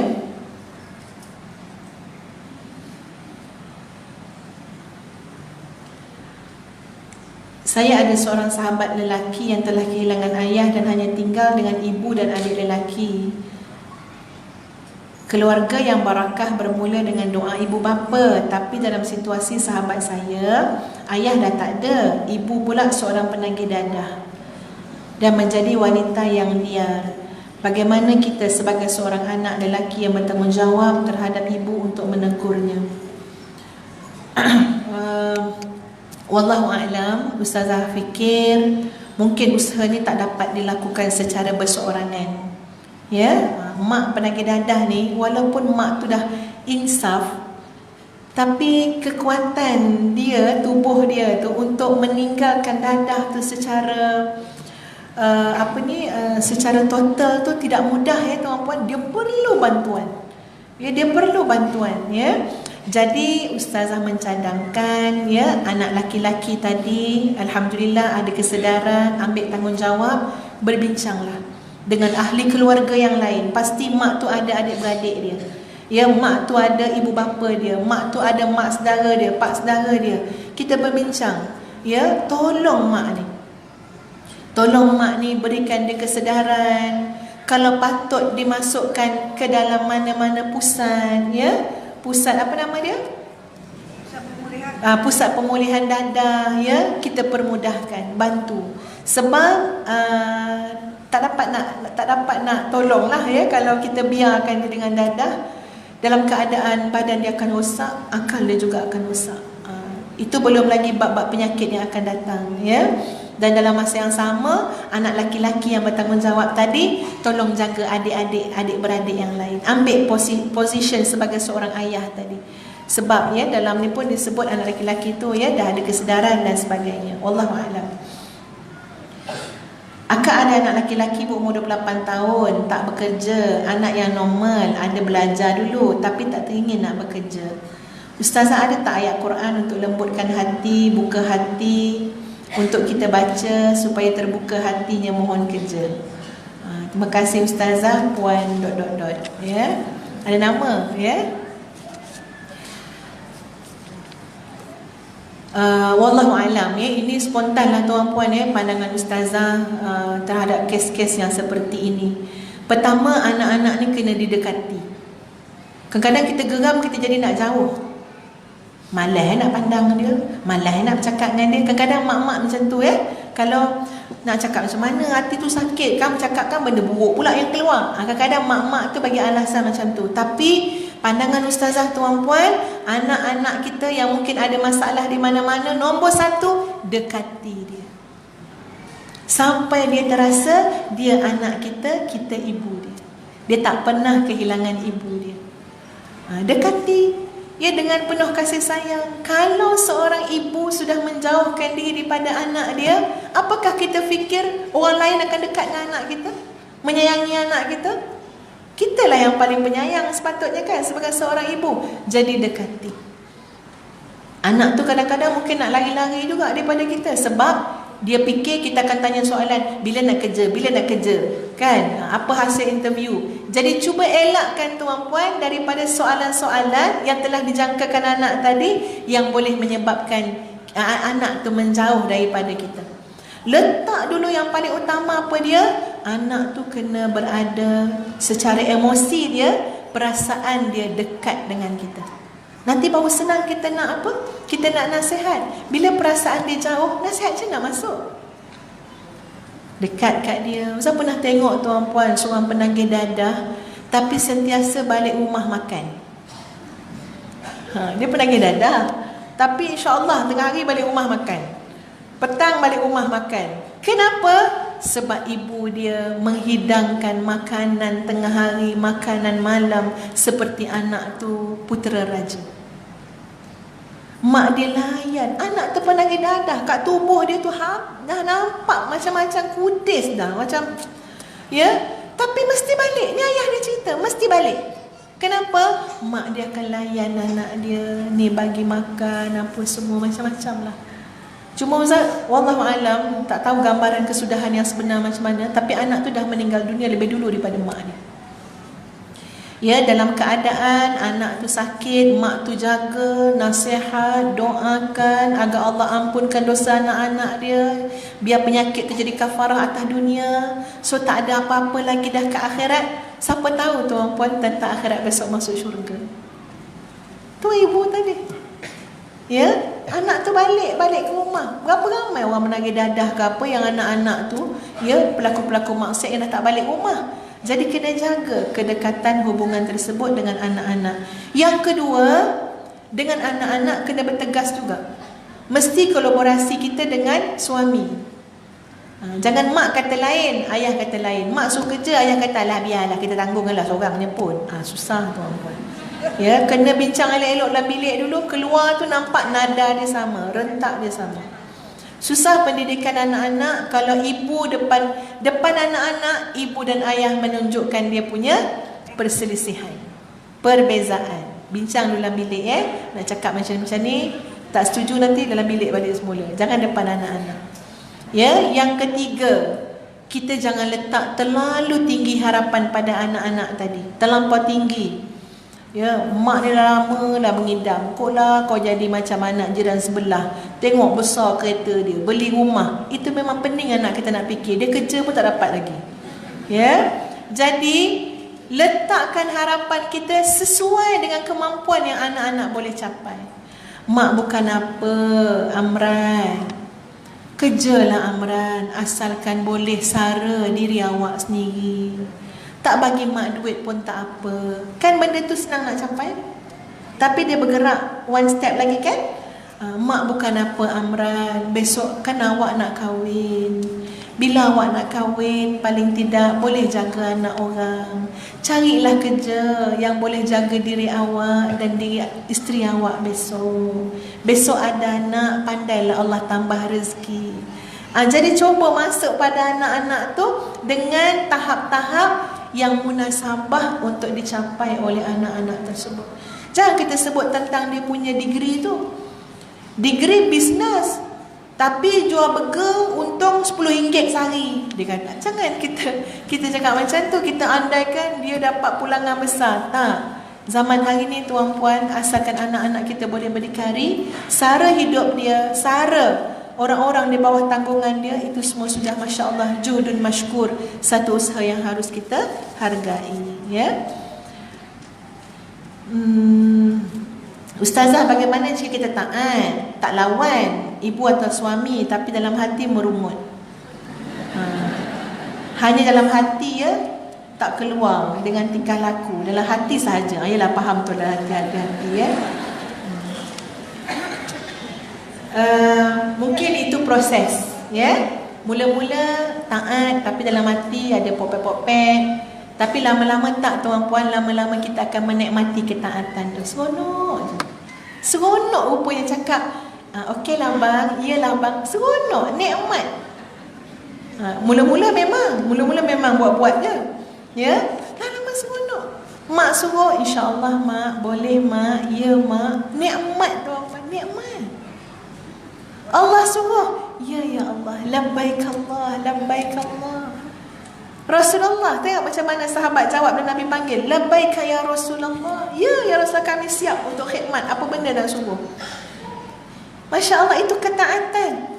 Ya, mula-mula memang, tapi lama-lama manisnya taat tu, kita akan rasa keindahan dia. InsyaAllah tak ada rumutan. Ya, kalaulah Ustazah boleh kongsikan sikit.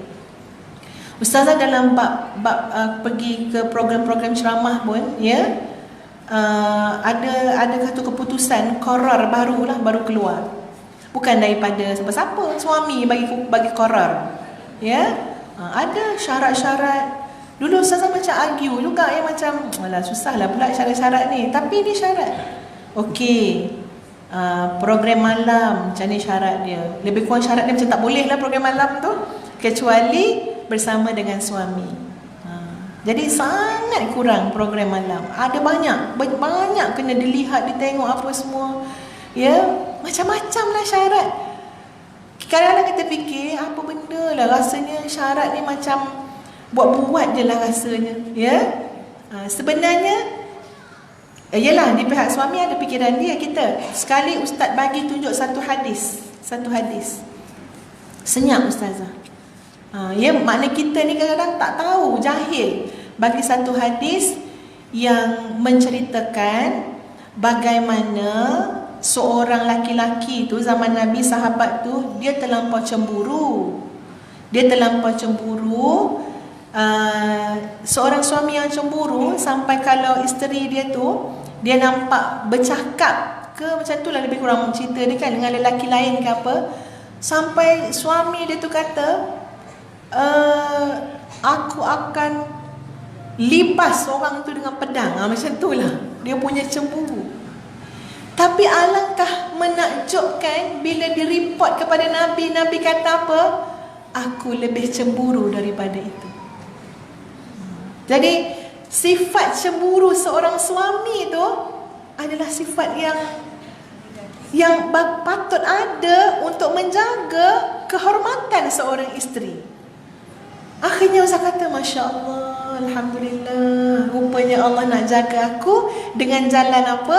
Diletakkan kecemburuan pada seorang suami, ya, sehingga isteri itu takkan bebas untuk buat apa-apa, ya, kerana kekangan cemburu tadi juga. Tapi itu juga sebenarnya adalah satu tanda Allah sayang kepada kita, nak supaya kita menjaga iffatun nafsi dengan lebih baik.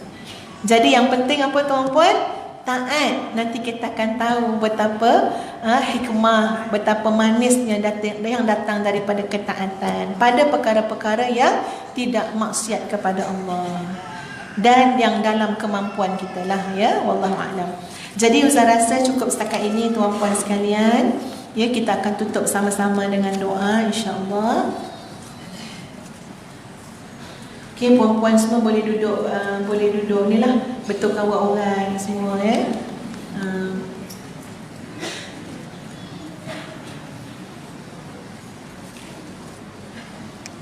Ila hadratin Nabi Mustafa ashabi kiram.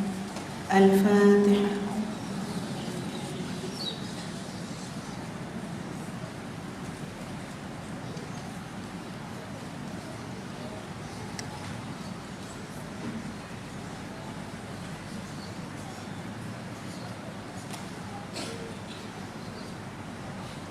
أعوذ بالله من الشيطان الرجيم. بسم الله الرحمن الرحيم. الحمد لله رب العالمين، والصلاة والسلام على رسول الله الأمين وعلى آله وصحبه أجمعين. اللهم اغفر لنا ذنوبنا ولوالدينا وارحمهم كما ربونا صغارا، ولجميع المسلمين والمسلمات والمؤمنين والمؤمنات الأحياء منهم والأموات. ربنا قد ظلمنا أنفسنا ظلما كثيرا، وإن لم تغفر لنا وترحمنا لنكونن من الخاسرين. ربنا أتمم لنا نورنا وتوفنا مع الأبرار. اللهم إنا نسألك من الخير كله عاجله وآجله ما علمنا منه وما لم نعلم، ونعوذ بك من الشر كله عاجله وآجله ما علمنا منه وما لم نعلم. اللهم إنا نسألك ما سألك به عبدك ونبيك محمد صلى الله عليه وسلم، ونعوذ بك مما استعاذ منه عبدك ونبيك محمد صلى الله عليه وسلم. اللهم إنا نسألك الجنة وما قرب إليها من قول أو عمل، ونعوذ بك من النار وما قرب إليه من قول أو عمل. اللهم اجعل كل قضاء قضيته لنا خيرا. اللهم ارحمنا بالقرآن، اللهم ارحمنا بالقرآن، اللهم ارحمنا بالقرآن، واجعله لنا إماما ونورا وهدى ورحمة. اللهم ذكرنا منه ما نسينا، وعلمنا منه ما جهلنا، وارزقنا تلاوته آناء الليل وأطراف النهار، واجعله لنا حجة يا رب العالمين. رب اجعلني مقيم الصلاة ومن ذريتي ربنا وتقبل دعاء. ربنا هب لنا من لدنك